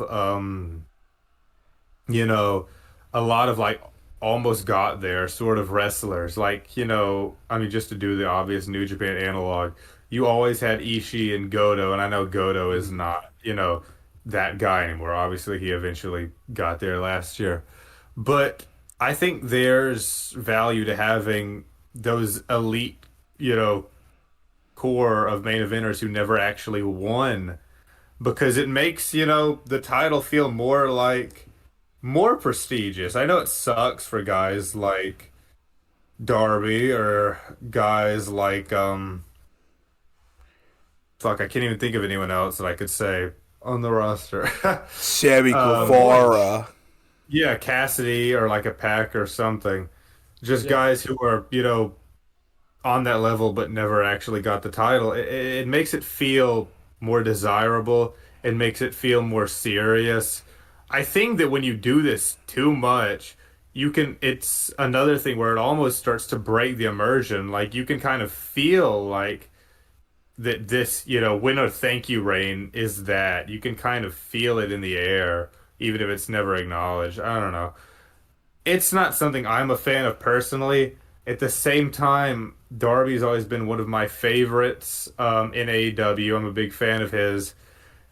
I just think that from what I know, this being hot-shotted the way it was is kind of weird. Just the whole MJF reign into this has been weird to me. And I know, you can throw hey, I'm not an avid watcher. Just like Cooper said with New Japan and the Tag Team Championship stuff earlier. I mean, I don't know exactly what's going on. But the way Hangman lost it, leading to the MJF reign not really feeling great to me, to this. It's just a weird state. What I think is more the thing is I could feel myself getting into the MJF reign literally as right. it was at this tail end. And I thought okay, we can really get into some interesting stuff here. Mm-hmm. And then they did this kind of shock decision, which might still pay off. I'm not going to say that it won't, but there is a part of me that kind of wishes that they had maybe gone against the gut decision and said, no, we're gonna really see where the natural conclusion of the Max title reign is, because I don't know that it was this. Yeah, my thing is it's two things. One, I agree with your point, Jack, about the whole almost doing it. But I always felt like Darby was the guy that was going to get there. It was never a matter of if he would. It was a matter of when. You might well be. Yeah. And the almost is they had the 4 pillars for years. So Sammy Guevara has a T-shirt of him with the AEW World Championship, and that man is never going to touch that title, But there was a point where it's maybe he could have, but it's not going to happen. And Orange, where it's early on, you felt like there was a chance that Orange he's never going to touch that title. I think there's a bunch of guys that are great on this roster who will have, everyone's Kyle Fletcher. I'm I don't think it's a guarantee that Fletcher gets the title. I think there's maybe That's insane. That's fucking insane. Kyle Fletcher's winning that title. You never know, man. Okada may never win that title, Okada might not. That's a good point. That's probably true. Yeah, realistically. I agree with your point of Cooper of like the max reign is. I think AEW has a good list of people who haven't held the title, like Adam Cole. Adam Cole got many challenges, and he never held that thing. Yeah, but that's also down to nature too. Yeah. I feel like had we lived in a perfect world, Adam Cole very much probably would have had a title reign at some point. But the main thing for me is like, it is interesting. I think the main problem with me is him winning it is them doing it immediately after a pay-per-view. I think they ran Revolution too late this year.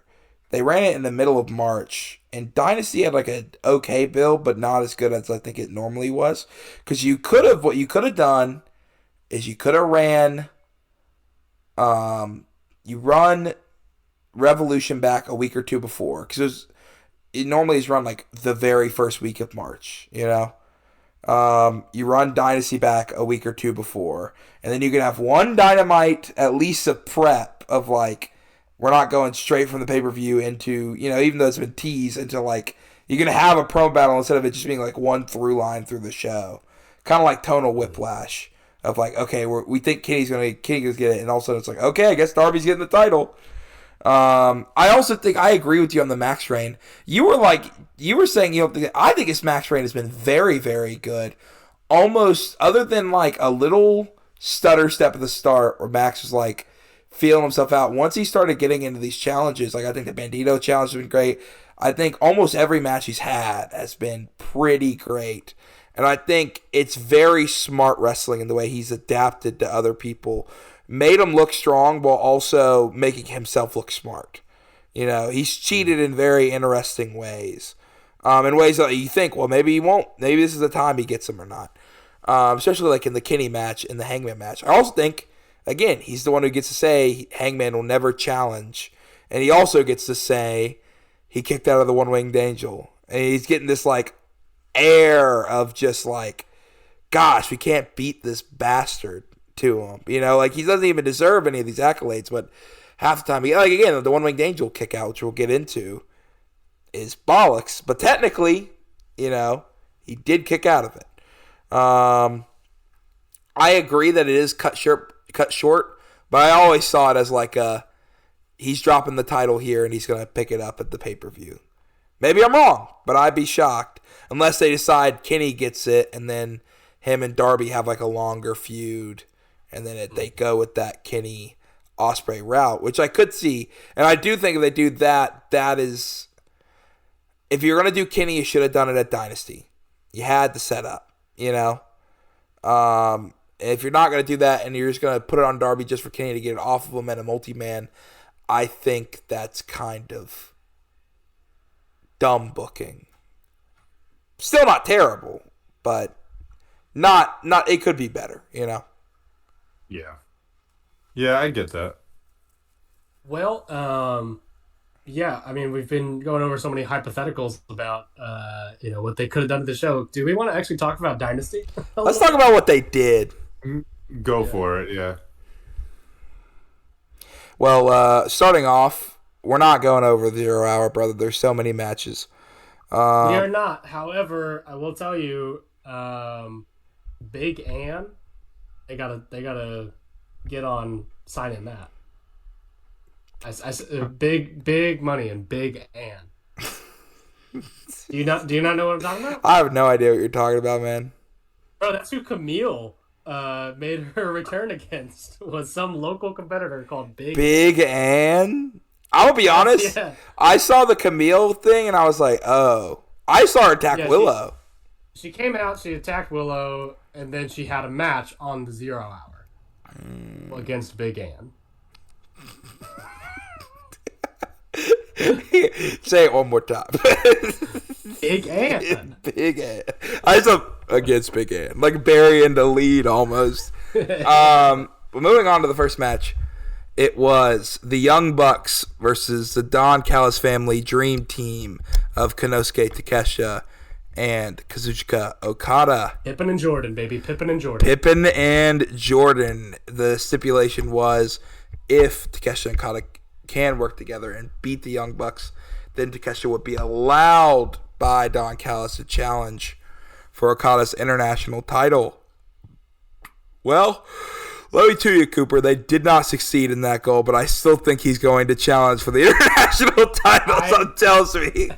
I think somehow, some way, Konosuke Takeshita is going to get that title shot. Cooper, what did you think of this match? I thought it was good. I thought it was really good.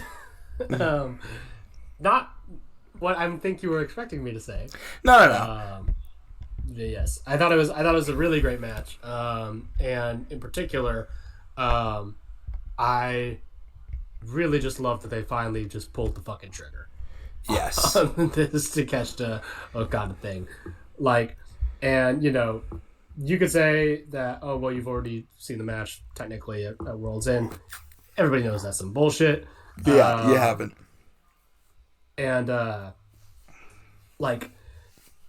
I think that the way that they played in the match of the struggle to keep it together and then eventually Takeshita breaking, I thought it was a great performance from Takeshita in particular.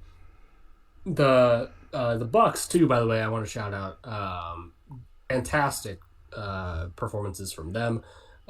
Nick Jackson, in particular, the greatest singles wrestler that never was, was really pulling some double time work in here. So, but yeah, a really hot way to start off the show. The crowd just was really electric for it. For sure. Moving on, the second match was, if I remember correctly, Ricochet versus Chris Jericho. The long-awaited in-ring return of Chris Jericho. Or Jericho, just Jericho. Just Jericho. Is it name? Is that true? Actually, did y'all get the scoop on that?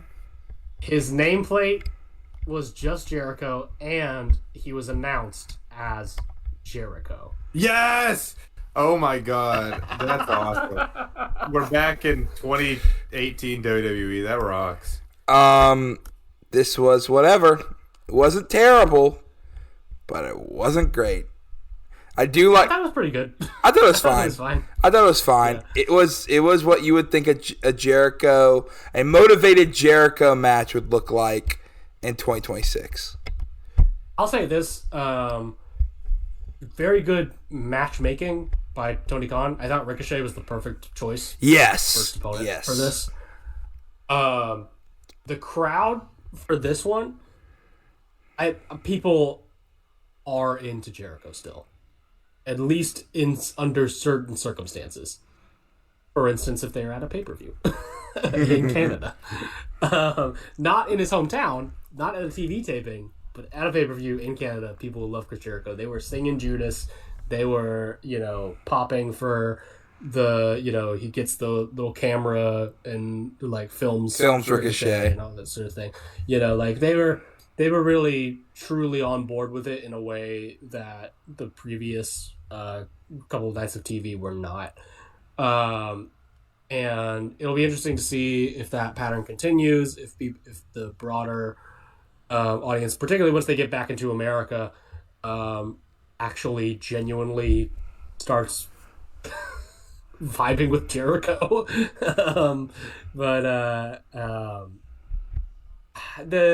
Because he is going for very kind of, over the top babyface performance.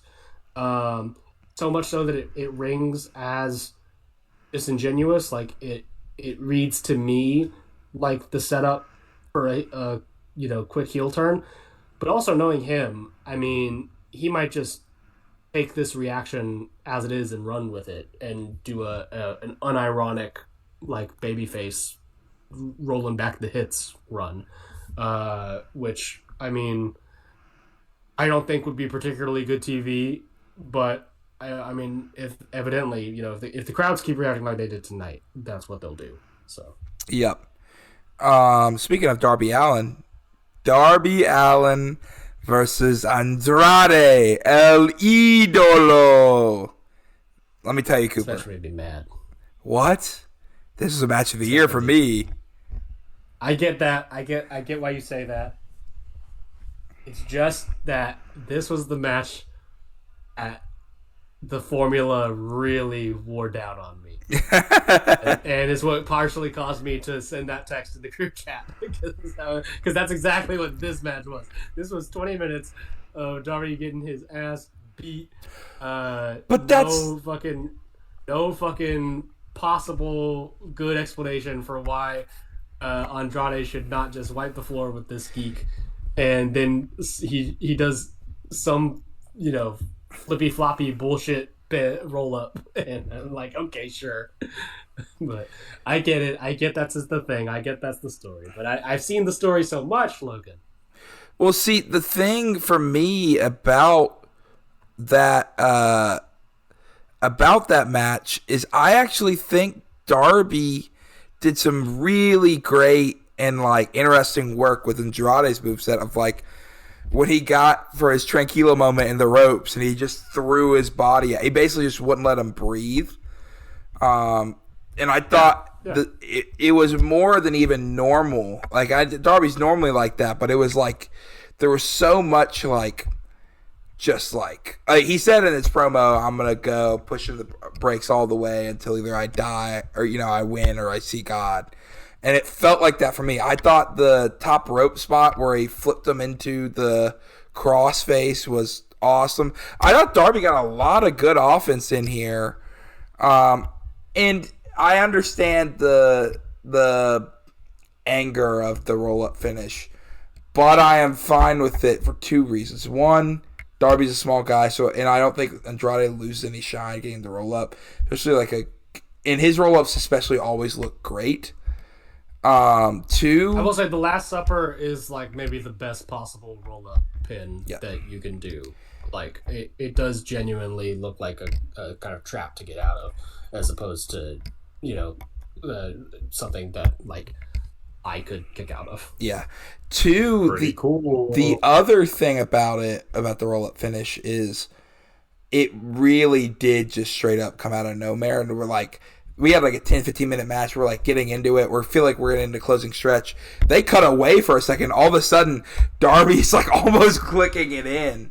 It was so quick that I was fine. It felt like a desperation move of this is a final, And I still just think everything in the match beforehand didn't diminish by him getting a roll up win over Andrade. And it is interesting to see where Andrade's character goes from here. Maybe I'm wrong. Would have been more interesting if he had won. That is true. It would have been, maybe I just want Andrade to win all. It would have been very interesting if he would have won and then Kenny would have won and then that would have been our main event for Double or Nothing. Maybe. Why would you show me it if I can't? Moving on. All right, Jackie had something to say. I was just saying it's funny seeing y'all debate all about this booking when I saw a headline this morning where it was Tony Khan on some local news radio and he said something he's I've just decided that I'm only going to go forward with my vision from now on and not take any feedback and I'm completely gonna trust my instincts in all my booking from now on. It's just funny seeing y'all decry this stuff. I can tell, Tone. I can tell. But, we can all see. Let me tell you. Get me in there. Get me in that room. I mean, if Will Washington can get in that room, if he hears the Strongest Style podcast, there's a chance. You can trust me, Tony. I'm locked into your vision. He's gonna come on Strongest Style like he came on Vince Russo's podcast. That's the strategy. Yeah, we just have to shit talk him enough, and then he'll come on. Moving on, the AEW World Tag Team Championships, FTR versus Cage and Cope. with Big Stoke at ringside. I actually really, I mean, it's not a match of the year, but I did actually really enjoy this match. I'm sorry to say. Logan? No way. No, it's not. It's not a match of the year, but it is. You really got me there. But it is the best FTR title defense of this reign. It was a very, very good match to the point where I'm like, I actually am fine with seeing another match out of these two. They did not go overindulgence like they did the first one, where it's like we're gonna have a 30-minute classic or whatever. Yeah. And speaking of, I wanted to mention earlier, I forgot to. Christian Cage, another great example of someone who's never won the AEW World Championship, though felt like multiple times he might have. Yeah. True. Yeah, that's true. But yeah, and Cope got busted open legit. It was awesome. I know. I love seeing people talk about oh man, I wonder when it was. Probably when I saw it happen. Yeah, the title shot, brother. Yeah. That brother was gushing from the literally like less than a second later, it just immediate mark. Yeah. But the Cope in particular, I thought looked way better here than in like any of his certainly any of his singles stuff from like last year. I think I don't know, maybe it's the Canada crowd, maybe it's working with FTR, but I feel like he was really like got sort of a kick in the ass to go out there and live up to his reputation, because I feel like the perspective, at least in AEW, very much is that oddly enough, finally Christian has kind of overtaken him in terms of not only the like wrestling ability, but in fan support. And but here, both Cage and Cope were like treated like Canadian royalty, so. Yep. Moving on, the Casino Gauntlet for the vacant TNT Championship. The Jet, Kevin Knight, coming out as the victor. This was fun. Okay. Cooper. Jack. Yeah, I'm listening. This was a match of the year. Ooh. I love this Casino Gauntlet, dude. Oh, wow. That's awesome. I love this so much. Yeah, having Ciampa and Roosh as the first two was just very funny. This was, if I booked a match, this is the one I booked. Exactly, like no notes, perfect, just absolute like like fucked fuckers who do like some absolute like just disgusting looking shit to each other. But yeah, the entrance here I thought were perfect. The first like four, I think it was like Ciampa, Roosh, Bandito, and what was it, Bailey? Then after I think it was Bailey. I think, yeah, that run was unbeatable. Like what those dudes were doing. The only way it could have been better was if Mark Davis came in. And then it really truly would have been booked by me. Going with the Jet, oh man, that feels good. That feels really, really good for Kevin Knight. They have clearly put a lot of stock into presenting him as a talent to look out for. And the Jet Speed is a great team, and I feel like they've still got more juice left there. But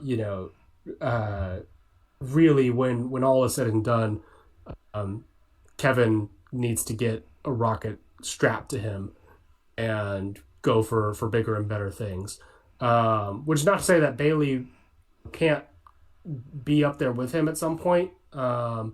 He very much can, but Bailey is a little older, and it might be better utilized in other positions on the card.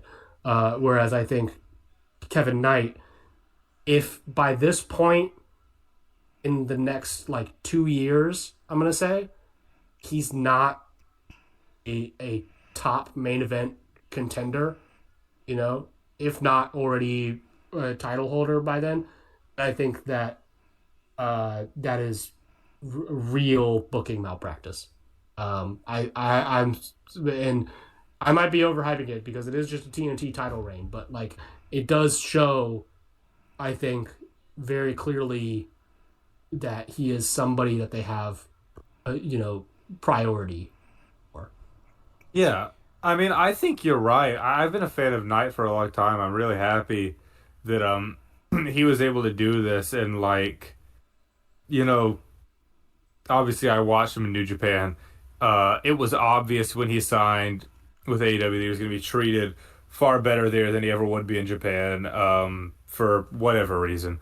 I am very happy for them. I think he is amazing. I think he is probably... I don't even know who would disagree with this. I think he's the best LA Dojo guy there ever was. He is, for sure. Fucking spectacular. So charismatic, so smooth, and he's one of those high flyers who, sometimes with, I don't want to sound like one of those wrestling fans, but it is true that sometimes with, the high flyers and the flippy shit, you lose a little bit with the psychology of your match. And I don't think Knight ever has. I think he's a very smart wrestler. One of the smarter wrestlers of that age that I really see on the scene these days. So I'm happy for him. And I agree with you. I think he has a lot of upward momentum going into the next few years of his career in AEW. I hope that he reaches that level, and like you, I think he certainly deserves it. For sure. He got the bedazzled TNT title this week with the I also really like the finish of him hitting it in the middle of the Dragon Tamer, if we haven't mentioned it. And we haven't mentioned El Clone ripping off the face to reveal the eyes, bro. That was crazy. El Clone's got it. Did y'all see the El Clone Mystico mask? Yes. He is a clone, so you can just clone anybody. So cool.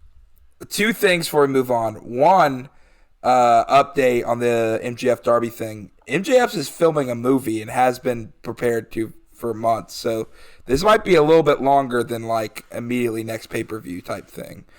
This might legit just be the end because Max had to film a movie. That would suck so much. And two, in the funniest, strongest style update maybe of all time, you remember when we talked about Adam Priest teaming with Fuminori Abe against Gresham and Stevens? Yes, I do. That has been turned into a 6-man match. Can you What is the guess? Can you guess the two participants on the other sides that each added one? I would like for you to just fucking tell me, actually. Abe and Priest are teaming with Minoru Suzuki. Oh my god. And Gresham and Stevens are teaming with Zack Sabre Jr. Oh my god. There's truly something for everybody. Are you serious? Yeah. Suzuki-gun reunion in an Adam Priest? They aren't even... No, they're fighting each other. I know they're fighting. I just mean reunion as in they're going to be there in the same building in the same match. Oh my god. That's fucked. That is going to be the most guys being dudes, just hanging out kind of match. Actually. It's probably again gonna be it's the middle of Mania weekend, in which half these guys just don't care. But my hope is that they all let's just turn it up and just go 30 minutes on a random indie show, or 20 or something like that, and just give them time. You know what's gonna happen is Stevens is gonna do that, and then none of the other guys. Yeah. Stevens is gonna be like, "This is my moment. This is my chance," and he's gonna like really like throw some bombs in there, and then like Suzuki will just come in and like start smoking mid match. Moving on, the AEW Women's World Title, Tekla versus Jamie Hayter. Dude, I feel so bad for these women being put in this death zone spot, man. Yeah, like this placement, and it was the same way for last show for Revolution too, which is a shame because that match rocked too, but just like the crowd was not like they were, zonked out for, and I don't blame the crowd necessarily. They just saw they just had like this big kind of like sugar rush of a match, with the TNT, and you get a big title win and all that kind of stuff, and but yeah, like I think that they need to maybe place these a little better. They should have placed it after the Ricochet Jericho match that nobody really cared about. Yeah, perfect setting. But no, I dug this a lot. I really liked it. I liked the finish. I was kind of bummed out about it just being a dirty roll up. It worked, but I'm also like, oh, I wanted so much more. I was so into this match. Okay, well, here's the thing. You would think I would have a real problem with that, given my criticisms of Darby, earlier on this show. But actually, I didn't mind this one. I didn't mind it. It was like I'm so into this match. I just want more. Sure, yeah, I get that way more. But yeah, like it was like barely dirty even too. Like Tekla waited until like there was literally like one count left to grab onto the rope. Yeah. And it came across to me like, I don't know, and I am probably reading too much into this, but like, oh, she could have done it clean, but there is that kind of like itch in the back of her head.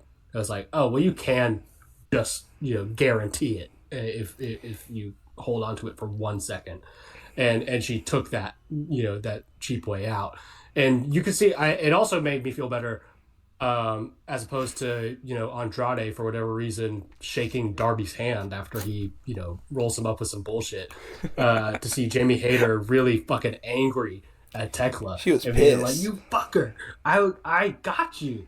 Yeah, so I'm way more excited for what comes out of that. I would love to see them go at it again. Jamie Hayter, I thought, a fantastic performance too. She was like, I think this current run of hers, with the Brawling Bird stuff and the handful of solo outings she's had, I think she's looked really, really good.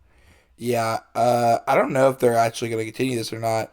I know Windsor and Tekla had a segment on Dynamite where Windsor talked about being the strong women's champion and saying that Tekla got fired from Stardom, that she's not even good enough to. Yeah. So maybe that might be the double or nothing, or this may be like a red herring. They do this on TV and they run back towards Hayter and Tekla for that second double or nothing spot, which I would love because I think these two are a money pairing. They've been a money pairing. Also, Hayter's the only one who's beaten, one of the only few people that has pinned Tekla. So, yeah. Moving on, we have the AEW Continental Championship. Jon Moxley versus William Ospreay in his return match. And Big Will D.A. Jade, brother, he did a job for the one true king of pro wrestling. How do you feel about this match, Cooper? It was fine. I knew that was coming.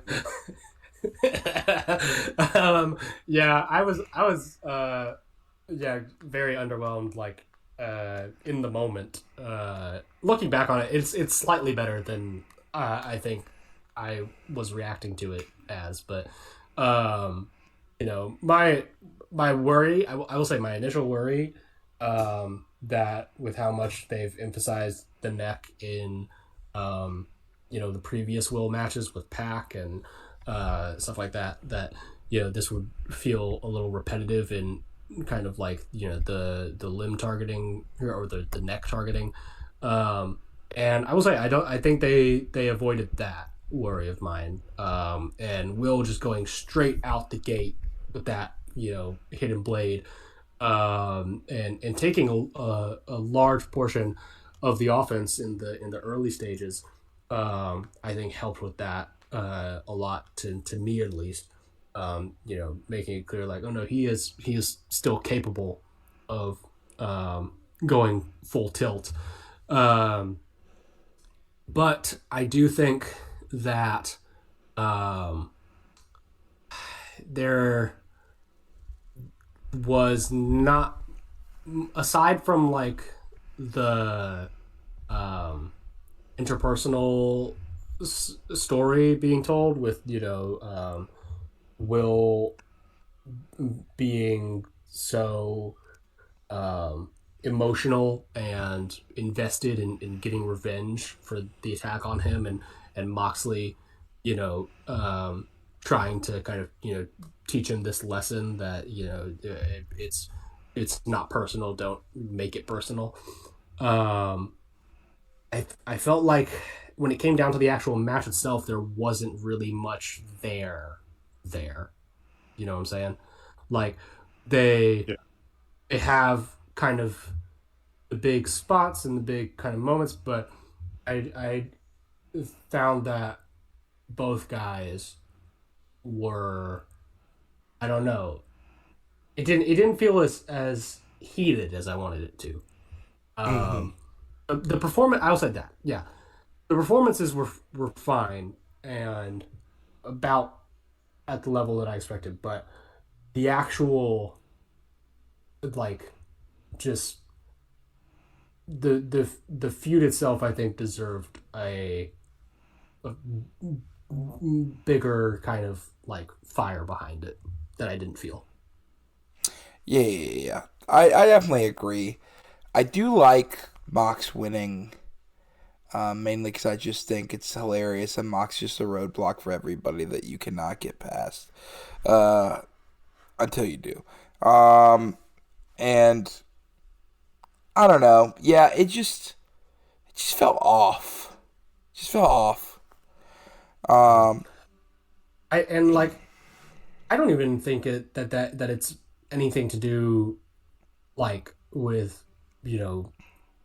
ring rust or anything. I mean, Ospreay in his performances since he's been back, I think has not really lost any steps athletically. Oh, hello, lady. Jack is just rocking his dog in front of us for to give some levity to the proceedings. But he clearly hasn't really lost a step athletically, I don't think. But I think maybe the prolonged time away from the ring has I don't know, maybe he needs to get back into coming up with that sort of connective tissue. Like he has the big spots planned out in his head, but he's in such a rush to get to them. Because and that's a criticism that like people have made of his stuff before, but I don't know that I quite felt it or that it quite really applied. But I don't know, I do feel like post injury that so far there's been kind of a difference in mentality from him. Yeah. Well, the good news is if all he's missing is sort of, if it's just the time away from the ring, I mean, he's going to be fixing that real quickly. He's trying to do this super ambitious, double schedule. Oh, yeah. So absolutely. He'll be getting to wrestle plenty in the coming weeks. Yeah, throw that boy in the G1 and right. And we'll see how he comes. I'd like to see it. I'd love to see it. Yep. For sure, for sure. Moving on. The Dogs. The newest AEW Trio champion after defeating Mystico and Jet Speed the night before faced the conglomeration team of Orange Cassidy, Roderick Strong, and the returning in his home country of Canada, Kyle O'Reilly. His home city, I think. I think he's from Vancouver. Yeah, probably. I'm not 100. I was 100% sure, so I didn't want to say anything. And they had a very interesting entrance where they had their whole TV set up, and they dubbed over it, and Kyle O'Reilly said, "The conglomeration," like 2 times. And then David Finlay broke their set, and Clark Connors started humping his title on the couch. What? Yeah, you ever saw this?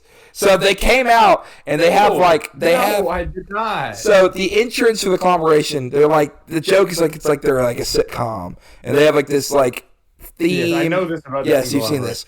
So I didn't know that last bit. Yeah, so they had a couch that Orange was on. Kyle came out of a door, and then they had like a TV there.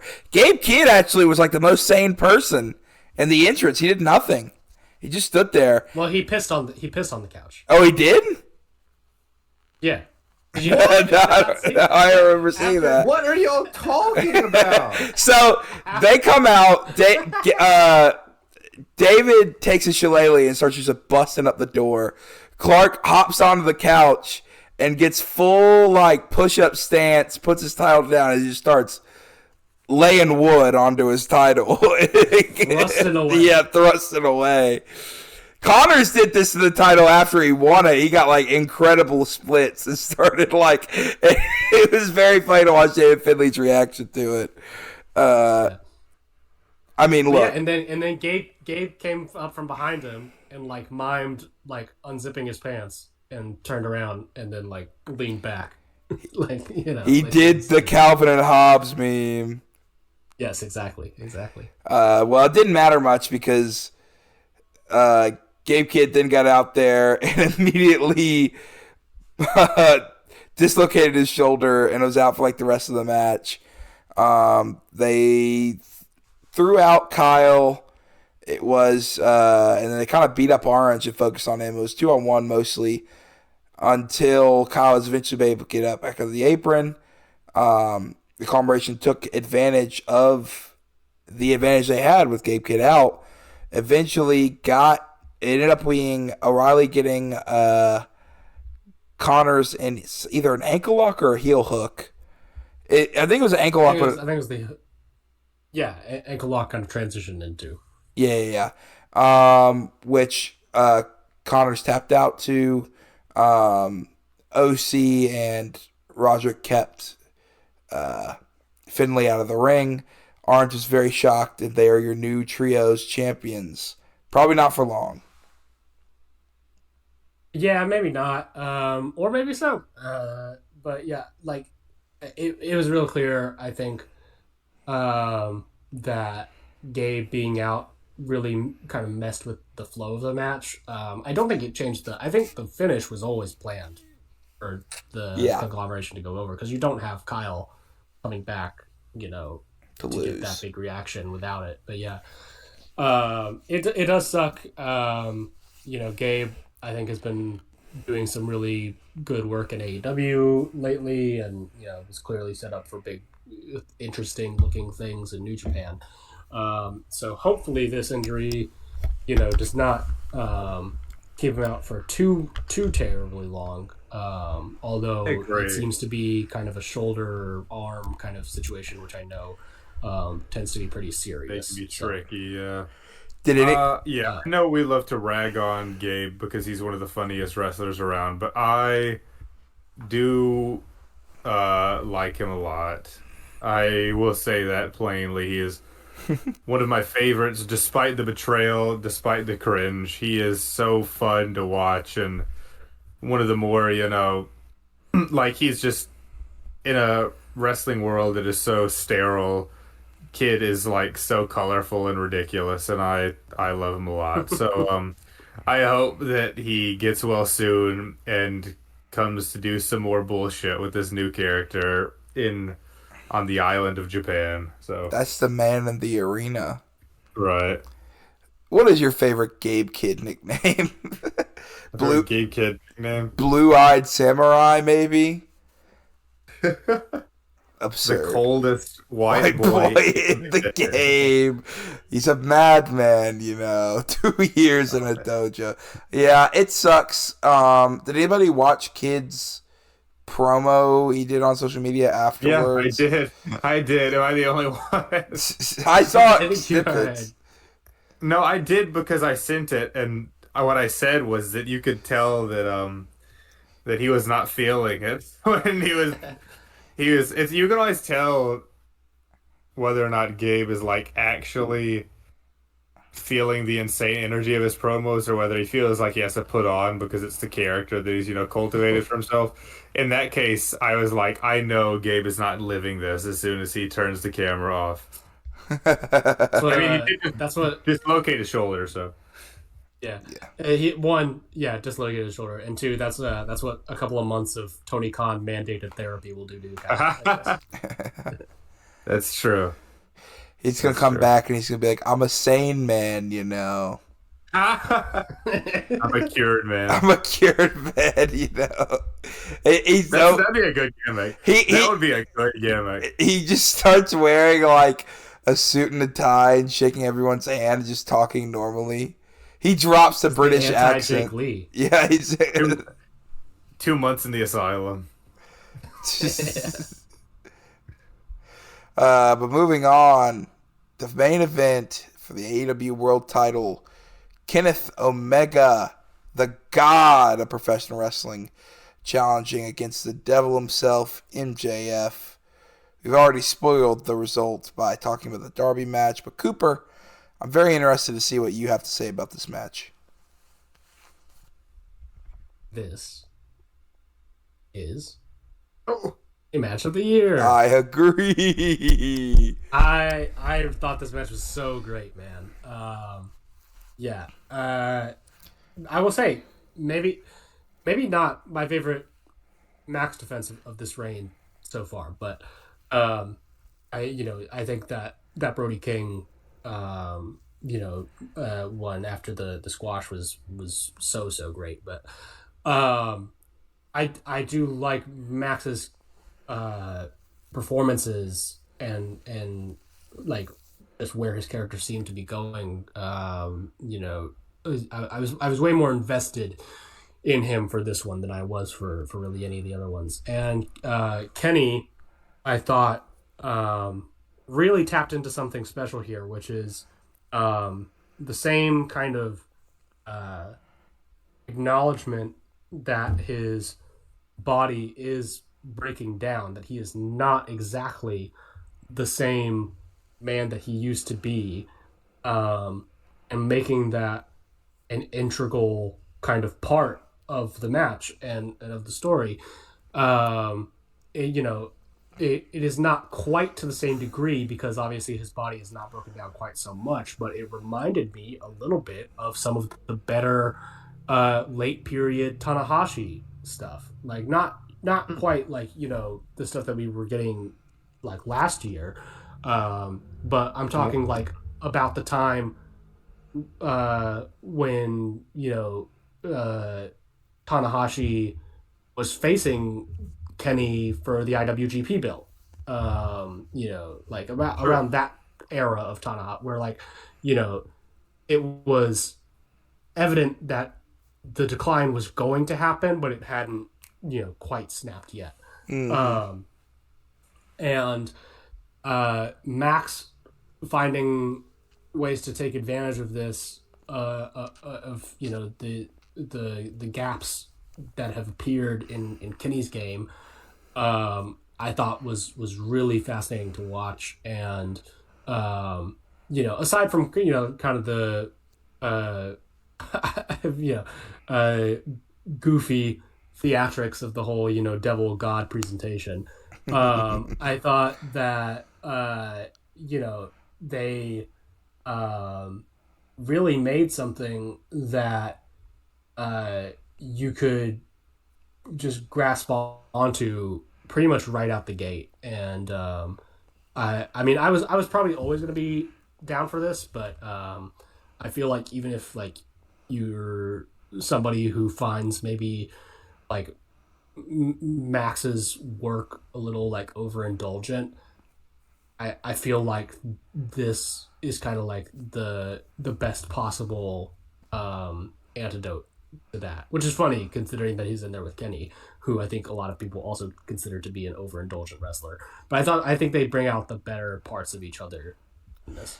Yeah, I think Kenny especially now, I don't know, there's something about him, and he's been very well at putting together like his matches and building to the big moves and building to that one-winged angel, and it's like there is a lot of like theatrics on if he can get it or not. And I think not only having him get it twice and it not, the first time he wasn't able to get the pin and the second time the 20 count is like, I hate in my mind, I'm like, oh God, MJF kicked out of it. But also it's like, it's such a good caveat for his character. Like if they were going to do that longer where it's like, I hang the hangman, he can't even challenge for the world title anymore. I kicked out of the one-winged angel and I beat the god, all this stuff. And, but whatever. I guess he has to go film a movie, man. Yeah. I mean, yeah, I thought that I would really, like, that the one-winged angel kick out would bother me a lot more than it did.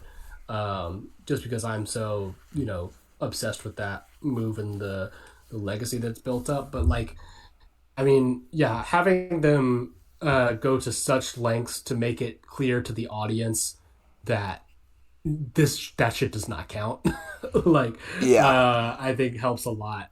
It's like if we're counting the way that Max did it as kicking out of the one-winged angel, then we might as well include like Okada getting his foot up on the ropes as him kicking out of the one-winged angel. You know what I'm saying? But like nobody does that shit either. No, yeah, 100%. But is there any other closing thoughts you have on Dynasty? I will say, I mean, like, I am largely positive on it. I do think, as a whole, it felt much more this year, I think, than in its first two, like a true kind of transitional pay-per-view for AEW, which I think is probably where it is going to end up being if they, continue with having a more kind of like regular monthly schedule for these things. And that's fine, especially if they can uphold the quality control on them. But I think like it was a fun time out, but like not a whole bunch more, Yeah, for sure. I mean, it's definitely a weird pay-per-view because, like, Revolution is their biggest build every single year. And I think they had extra time this year, extra week or so, because they're bumping it back. And it felt like a lot of Dynasty for me. Felt like the Brawling Birds match was set up, but it felt very quickly like, okay, we're going to this. Like, the one thing I will say is I thought the MJF Kenny match was set up to perfection. I don't think there was much more they could have done there with the time allotted to make you buy in. Buy in. Sorry, I'm just yawning. It's so late, guys. It's so late. I know Cooper got worried. I laid down. He's like, that man is falling asleep at the end of the podcast. I thought they did a really good job at buying, especially the main event angle. And then, of course, they had some luck and some, not really luck, unlucky that Kyle Fletcher got injured. But because of that, they got lucky because they just throw a bunch of people on the main card.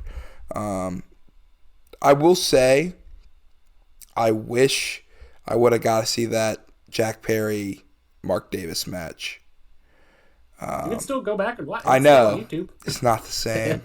No, just kidding. I'm going to watch the better version of it this weekend when he versus Masato with Tanaka, brother. That's true. Yeah. I also think that Jack Perry is the modern day Masato Tanaka. That's what some people are saying. Jack, yeah. Jack's so tired he just right. doesn't react anymore. I'm taking it in and groaning on the inside. Dude, I would so much rather have Jack Perry as the leader of House of Torture right now than Narita. You know what I had to say to that? What? Cry me a river, brother. He's ours. That's our jungle Jack right there, our national champion. The funniest option. I don't know about that. He's ours. He's ours, bro. He's ours. Well, with that being said, I think it's time to hit that outro.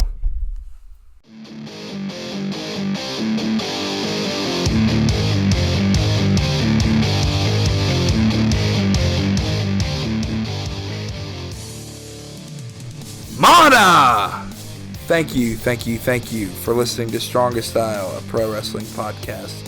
That has been it for us this week. We'll be back next week. At least me and Cooper. Jack probably not, because he'll be celebrating it up on that honeymoon. That might well be true.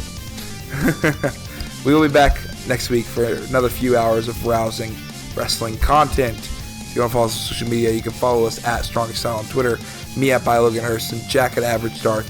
Cooper doesn't have social media, but Cooper, any last words? Action, if you need somebody who will be willing to make those graphics after on the lowest budget possible, hit me up. We will see you guys later. Wait, whoa. Follow us on all your podcast players, guys. Please do that. Please do that. If you're watching on YouTube, we appreciate you. Like, subscribe, share, comment. It really helps out.